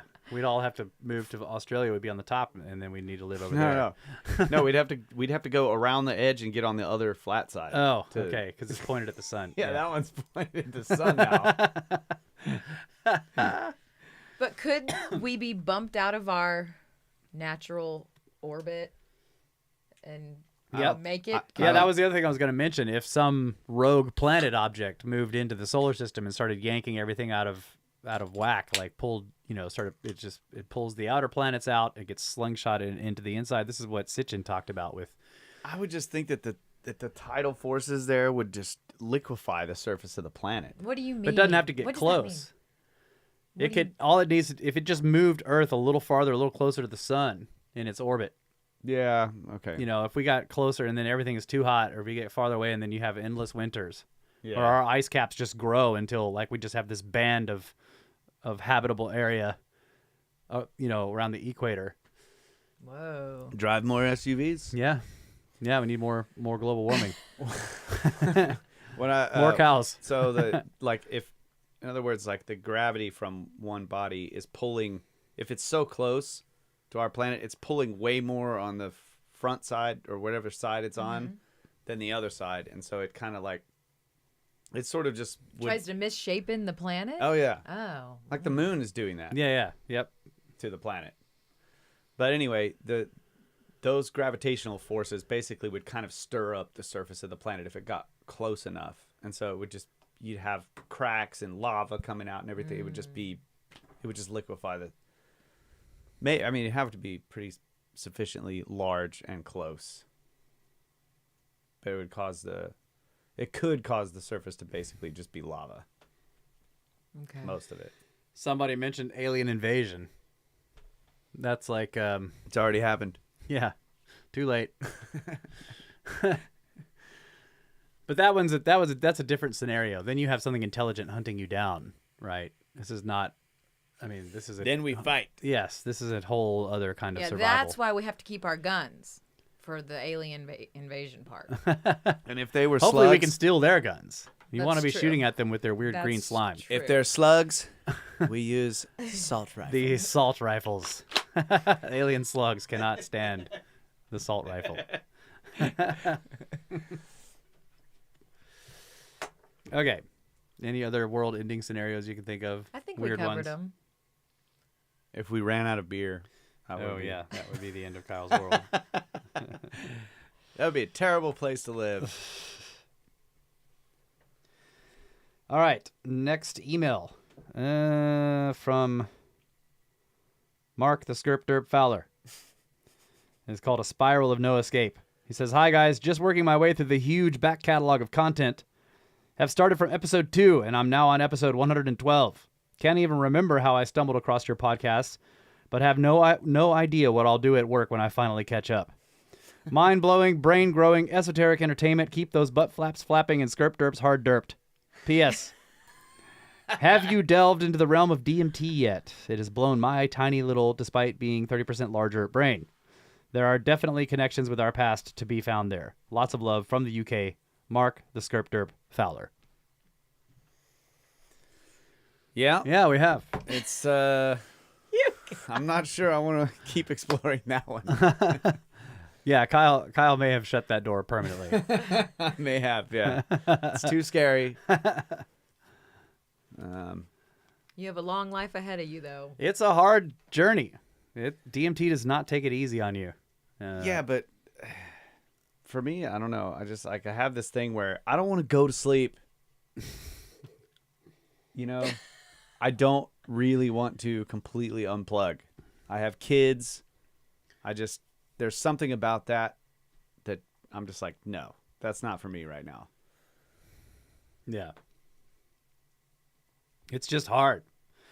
That's really where it comes from. And it's the kind of thing where you're like, I know this is hard, and then you take that hit of the DMT and you're like, oh my God. It starts to hit you and you're like, now I remember really how hard this was. yeah. And then it's too late. Yep. Yeah. But there's some people out there that have written a whole lot of stuff Yeah. about them doing it. Yeah. I mean, there's plenty of stuff It's you can always find out. it's always cool and interesting, but it's just Yeah, it's very interesting, Yeah. but it's not for me at this moment in my life. That's all I got to say. yeah. Okay. This is from I do wonder what that intelligence is, though. Yes, there is an intelligence there. It kind of chuckles at you and then shows Yeah. you things. Yeah, it's it's like, watch this. And isn't it? Didn't you say that it was, or have I? Maybe I've heard it somewhere else, but that it's a It gives you the idea that it's a female presence. Mm-hmm. Yeah, To me, it did. yeah, I don't know. Maybe it could be female. I'm not sure. I never really thought about it. She has the secret to the spiked wine. I know that the ayahuasca specifically is supposed to be female. I guess with the DMT, I was too. And I never saw any. You don't see any like entity. It's just there. You know it's there. Whatever is showing you stuff is there's an intelligence behind it. You know. I'm pretty sure I read in Graham Hancock's foreword on Immortality Key that it was a female serpent grabbing That's him up. ayahuasca. Okay, yeah. Yeah. For sure. Telling him to be nice. Right. Yeah. Okay, this is from, I'm going to guess, Casper. Sorry if I'm not pronouncing that right. It's Kacper. Casper. Yeah. I'll just sounds go with good. Casper. That sounds good.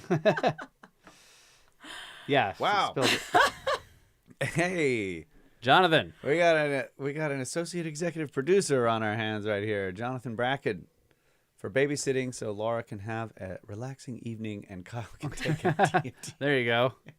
Just trying to remove your responsibilities, bro. No. That it might cost a little bit Thanks, more bro. than $54 to relieve that pressure. That's great. Thank you. No, thank you so much. You're funny. Yeah, thank you. This is called Warm and Fuzzies. Greetings to my two favorite brothers. I was putting away writing this email to you for a while with the intention that I will listen to all the episodes first. Episodes from the best podcast on this planet, as I refer to when recommending it to anyone. Aw, thank you. However, I got to episode number 246 with Brandon Powell, and I couldn't wait any longer when Brandon started on breathwork with Wim Hof. I love breathwork myself and do it consciously as much as I can because nowadays most people's breathing is shallow and not conscious at all due to a constant monkey mind chatter on a busy lifestyle pattern that we have. There are loads of books on breathing, but one I've read was mostly focused on love, sexuality, and the Chinese life force called Qi. The book is called The Multi-Orgasmic Man by Mantak Chia. It is a great book, in my humble opinion, with many tips on how to recognize and direct Qi energy in your body. Quickly about myself, my name is Casper. I am 38, born in Poland, where I grew up, working in the UK since 2006 as an HGV driver, delivering milk to supermarkets in the Northwest with a base in Manchester. And I'm always interested in ancient mysteries, Eastern philosophies, martial arts, UFOs, conspiracies, etc. So I'm driving and listening to audiobooks, podcasts, reading books when not driving, meditating, doing my breath work and yoga, and basically always worrying that nothing worries me. Advice which I recommend to everyone. Back to explaining why I'm writing to you. I would like to inspire you a little with the books and materials that I think you should look into if you haven't yet. John Chang, The Ring of Fire documentary, you can find parts of it on YouTube.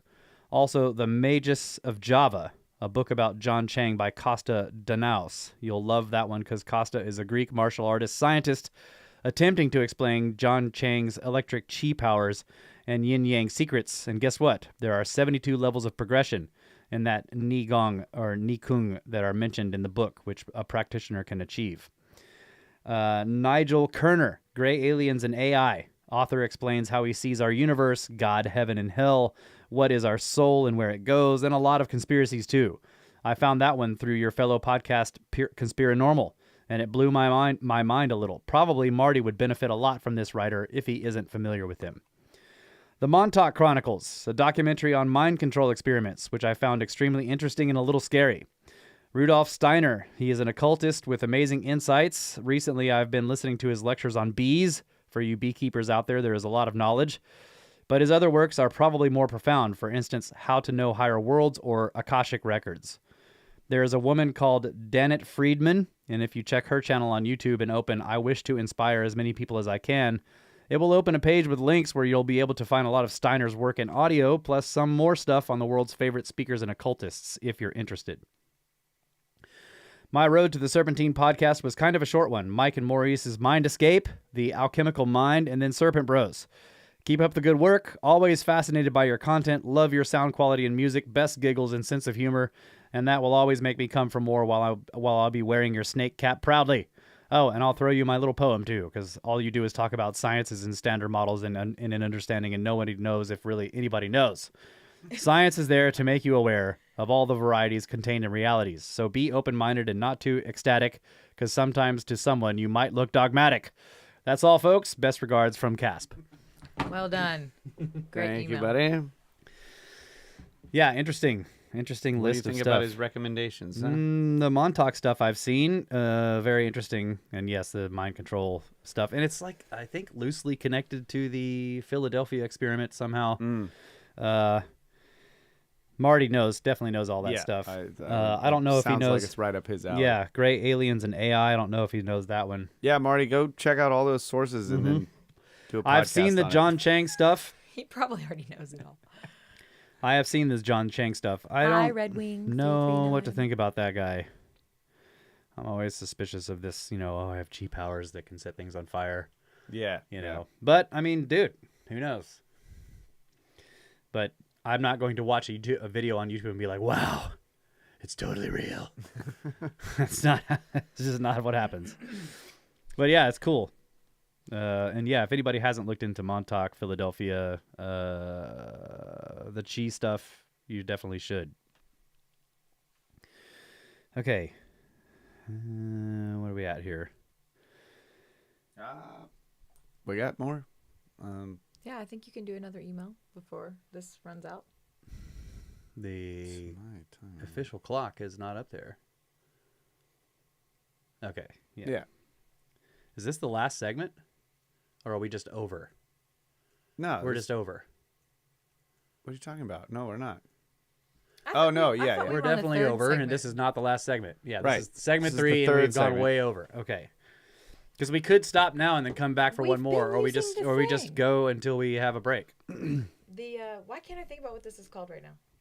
The That sands is of called time. an hourglass. An hourglass. We've been using the hourglass. Or the Yeah. 30-minute glass. What is it? Yeah, it's 30 minutes Okay. roughly. Yeah. It's not always the same. Well, this is from Drew, and Drew is a And we never turn it over at the proper time. Right. That's actually That's the true. problem. Yeah. Okay. yeah. This is from Drew, who is also LP McQuack in the Discord. Hey, dude. What's up? Yeah, this is a long one. And Drew, by the way, needs to come on the show. He has some other material that he wants to talk about so maybe you need to get in contact with him. Drew, Yeah. you're coming on the show. Schedule this guy. I'm scheduling you. Yeah, because he's got some great stuff and we need to get him on. Okay. I'll make a note right So this is called Beatboxing and Mysticism. Snake Bros. A consistent I wish I could do this in Drew's accent because he has a fantastic southern accent, but a consistent pattern I've noticed in the world, myths and religions is that of learning the true name of an entity in order to invoke it. Aye. This true name has its own wiki entry that includes these examples. The true name of the Egyptian sun god Ra was revealed to Isis through an elaborate trick. This gave Isis complete power over Ra and allowed her to put her son Horus on the throne. The true name of God plays a central role in Kabbalism and to some extent Sufism. The ancient Jews considered God's true name so potent that its invocation conferred upon the speaker tremendous power over his creations. Also in a biblical context, the tale of Jacob's nocturnal wrestling with an anonymous angel. The angel refuses to reveal his own name to Jacob, even after the angel's submission at dawn. Thereafter, Jacob obtains a new name, which signifies his successful struggle to God and man, and names the place to commemorate his surviving an encounter with the divine. According to practices in folklore, referred to as the law of names, knowledge of a true name allows one to affect another person or being magically. It is stated that knowing someone's or something's true name therefore gives the person who knows the true name power over them. A legend of Saint Olaf recounts how a troll built a church for the saint at a fantastic speed and price, but the saint was able to free himself by learning the troll's name during a walk in the woods. In Scandinavian beliefs, more magical beasts, such as the Nix, could be defeated by calling their name. There's some of this in fairy tales as well, right? I think so. Rumpelstiltskin Yeah. was a name one. Yep. In addition to these examples, I am reminded of the 72 demons in the Lesser Key of Solomon, and even that the true name is part of gameplay in Dungeons & Dragons today. Another pattern observed in religious traditions across the world is that of breathing practices. From yoga and meditation to martial arts, many faiths include an emphasis on breathing. Indeed, devotees often spend years harnessing and controlling their breath as a means to liberation. A third consistency in religious systems is that of singing, chanting, and making religious sounds. These are most often voices. Humans generate sound, but can include some religious instrumentation. Cathedrals were seemingly built as resonant chambers for monks to call upon the Almighty. The loose idea I keep returning to is whether these three observable consistencies, the importance of a true name of an entity, breathing practices, and devotional chanting and music, are all quant-suffed remnants of a greater truth.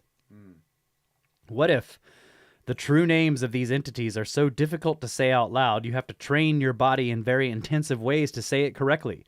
What if it takes years of breath practices and 10,000 hours of chanting on key while meditating in a resonant chamber in order to get the sounds right? What if Solomon had the powers of a Mongolian throat singer and a beatboxing wonderkind? Just an idea. I know you guys like questions. Oh, that's a good idea. And I think one of you, maybe the funny one, is into sound. It makes me wonder if raising your vibrations isn't more accurate than we may think. Just got to get those chakras humming at harmonies of 432 hertz. In personal news, my wife and I are working to buck the school system and team up with some other parents for a homeschool collective. All right. Yes. That's cool. Our first meeting with the other interested parents was a few weeks ago, and I wound up throwing a UFO comment out to see if anybody took the bait. And sure enough, one of the fathers is up on Valet, Pasalka, and etc. While this may not be a proper synchro, it had some resonance with me. Snake Bros make homeschooling sound reasonable while also making ancient religious Yuffie esoterica sound like something I can bring up at parties. Lo and behold, the mark of Cain will find us all. Thank you for all you do. With love, as always, from LP. That's cool, dude. I love that. I love that idea, and I love that email. And Yeah, if you don't a mind really me- good email. If you don't mind me saying, I have put together a team, and we are going to start. We have somewhat started Snake Bros Kids. Oh, yeah. It'll be YouTube videos of the essence of Brothers of the Serpent for kids. For children. Yep. So Yeah. I'll keep you posted. That's LP. That's who you're saying. Who was that? LP McQuack? Yeah. Yeah. Drew. I'm gonna call you up. I'm gonna tell you all the plans. We're gonna get you on the show. Cool. We got another donation up there. We have a producer Wow, donation. a Executive executive producer producer donation donation, yeah. by Deal99. Oh, deal number 99. 123.4. $123.40. It's all about the Yugas. Yes. He says, thank you so much Yeah, Thank you for that donation. Really appreciate it. Fantastic. Holy crap. Oh, And Fu. real quick, Yeah. I was going to go back to this email. Sound. Names. Yeah, so Tell me your name, demon. Yeah. So I have wondered about this as well, like the learning of the name and having control over the demon by knowing its name. And, to me, I try to put that into sort of like a technological context. Stuffing, yeah. And, but I don't totally discount the idea that it could actually be a sound that you're making with your voice. But what I was thinking is, like, when you, in science, like if we discover something, like we discover radiation or the atom, right? That discovery, no matter what we call it, in a way is like we have named this thing because we know of its existence, and now we have power over it. In a way, we can manipulate it because we know it's there.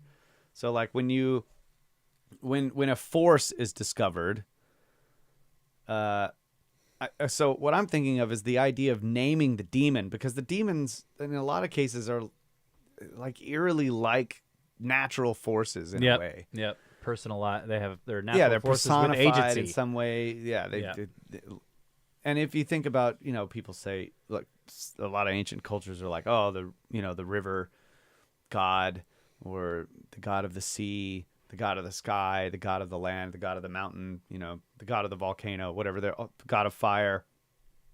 It's like they have this way of like personifying these aspects of the universe, and we don't, for most of history, probably we did not understand fire. But when you learn certain things about it, you become a master over it in a way. We didn't know about the atom, but now that we know, we've in a way become a master of it, or over its use. So that's the kind of thing that it makes me think, that we can utilize these forces, these natural forces of the universe, once we understand them. And to understand them is to know their name. That's kind of the way I think about it. But maybe it is actually some intelligent being Yeah. that That's you actually cool, have the to way know you're- its name. That's cool the way you're talking about it. But if you listen to Richard Feynman, it doesn't even matter if you know its name. You don't understand it at all. Well, that was kind of his point. what Feynman's point was about a name, and a name doesn't tell you anything. Yeah. You know, he was saying, like, when you're talking about a bird, it's like, okay, so I didn't know the bird was called golden cheek warbler Yeah. or whatever it is. But now I'm looking at the bird. What is it doing? What are its characteristics? How does it, you know, do whatever it does? It warbles and it has golden cheeks. That's all you need to know. It builds its nest out of only Only very old growth cedar cedar. trees. Yeah. And then it's very rare, and so we must never chop a cedar tree down that's older than whatever. It's great. Genius. We missed a. So We missed a. yeah, he was making the same point, and I think that point is that one way, or his point was that you actually have to know something about the thing to have to understand it, and once you gain the understanding, then you can manipulate it or have control over it in a scientific way or in a technological way. But just knowing its name, Yeah. especially if you're the one who gave it the name, that's not important. Yeah. Because really, the universe named that thing in a way, right? The universe gave it very distinct characteristics, or God, or however you want to say it. God gave it very distinct characteristics.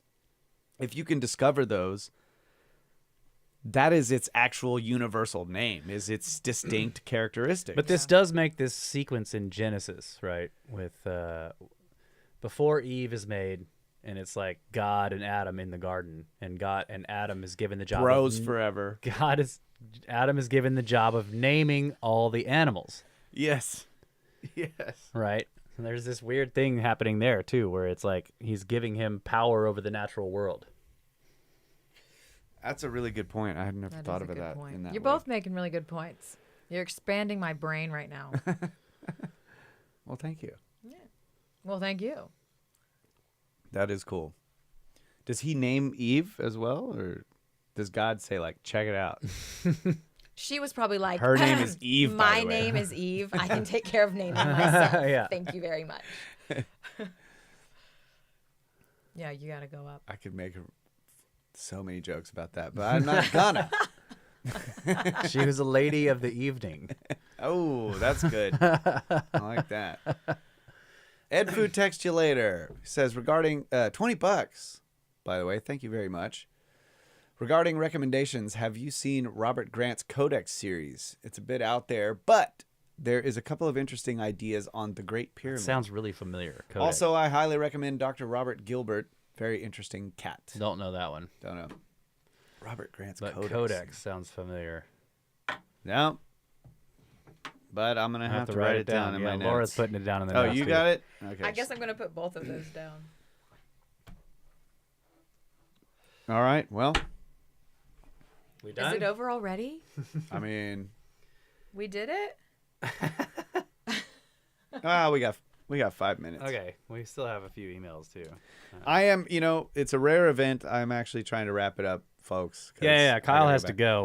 We probably should just knock No, off. we can do one more. But I'm just saying, like, normally I'm like, keep going. Okay, well we'll do this one because it's from Matt in Delaware. And All right. It's a short one.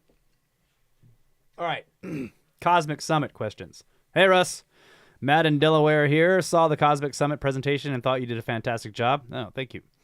You seem to really engage the audience with the material, and the photos demonstrated your points. And the diagrams were great, especially those corner blocks. That's the first time I've ever seen someone demonstrate how they could have been made. So well done. And just so everyone knows, that presentation is Kyle and I's. I'm presenting it, but the photos are ours, and the ideas are definitely ours. We've hashed that stuff out. And together. Kyle's Hey, in a thanks, lot bro. of the photos. He made his cameo. Yeah, On the... Kyle's in the photos. Some of the photos are his, but all the ideas are ours, right? This is like specifically back and forth, and a lot of the construction ideas are specifically Kyle's. Like Kyle comes up with the seed of the idea, and then we work it out over long periods of time. So, yeah, Well, thank you, bro. yeah. You guys are appreciate so that. sweet. He says, I have a few questions based on the presentation and would love to hear your thoughts. Having recently been to Göbekli Tepe, I was wondering if you noticed any similarities with how the large pillars in the Osirian are set into the ground compared to how the Göbekli Tepe pillars are set into the ground. Yeah, you mean like they're socketed in? I don't know. The ones in Göbekli Tepe are weird because they just don't seem structurally sound even with the socket. I don't know. It just doesn't. But I think that's a lot of that's just reconstructed. I think they stood those up. Yeah, they did. Yeah. I think in a lot of cases those central pillars were broken off. Mm-hmm. Yeah. But I could be wrong. I need to go through That's what I mean with the Osirian. One of them might get knocked down, but you're not gonna break that thing off. You're not gonna break it off. They were trying. Hey, we got our first encore. Oh yeah, don't From go. Rex. No, don't go. Thanks, buddy. $20 from Rex. Appreciate it, buddy. Thank you. Do you have any guesses about whether all these unfinished sites were abandoned at or around the same time, or are these different tools down moments across time? And I mean, I have no way of answering that question. Because we were at the Cosmic Summit and the theme there specifically was, there was this disastrous event that we know of.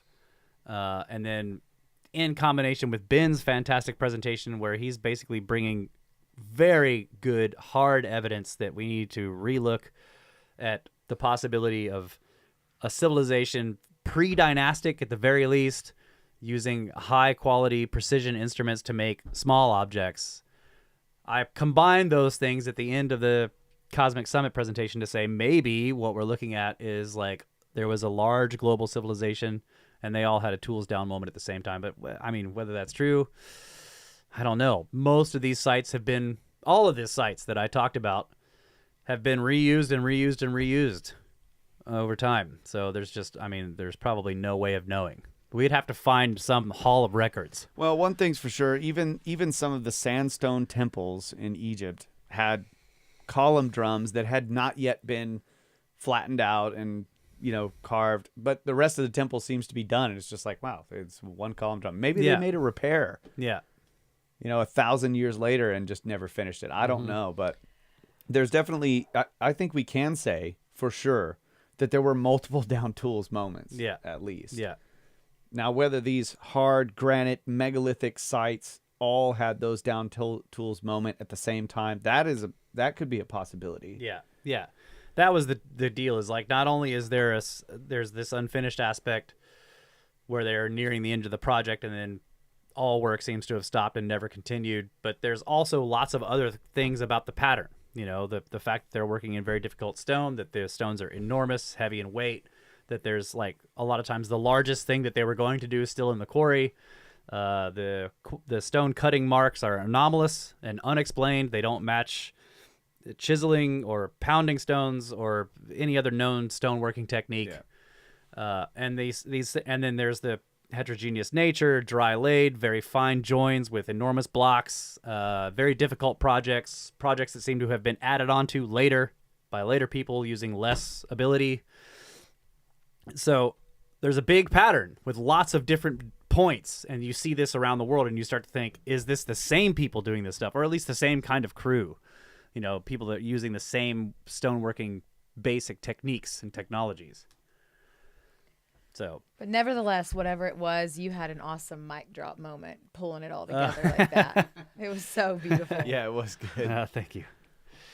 Okay, and then finally, you showed the pictures of Kyle in the boxes doing definitely legal science experiments and normal touristy things. Haha. But do you have to worry at all about anyone in Egypt seeing that and then it being a problem the next time you travel there? Does that stuff happen or not? Or is that also where Yusuf helps? So Yusuf always advises us. There's certain ways that these people pay attention to some things. And there's two things they generally tell you is like, don't immediately post that on Facebook. Right? And sometimes they're just like, please don't take pictures of this at all. Yeah. But yeah, that's just like, I don't think we're going to get in trouble. Ben's got similar stuff in his videos, and he has way more views on his stuff where he's doing totally legal things in Egypt. Yeah. And he hasn't gotten in trouble. So, yeah. But, you give it enough time and you do it in a certain way and you're going to be okay. The thing with the boxes, I'm making a joke about it being totally legal, is that you can get in the boxes. Yeah. You can. You can. There's definitely there's an exchange system.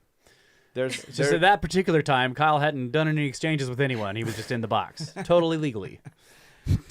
but that was also a special permission Mm-hmm. because that was in a different area that we had paid to go into, and Yeah. it was just like, yeah, go. Yeah, So- yeah, that's right. So yeah, Yeah.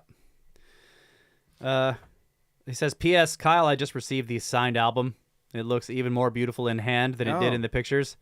Can't wait to blast it from the speakers. Wilmington is going to get a free concert tonight. Snakes! sweet. Thank you. And look, very in the much. picture, Thank he's you. got Rune, the other $50 Dynasty album, Oh, wow. Snake Bros sticker on his CD case. Yeah, dude's got all the stuff. Wow.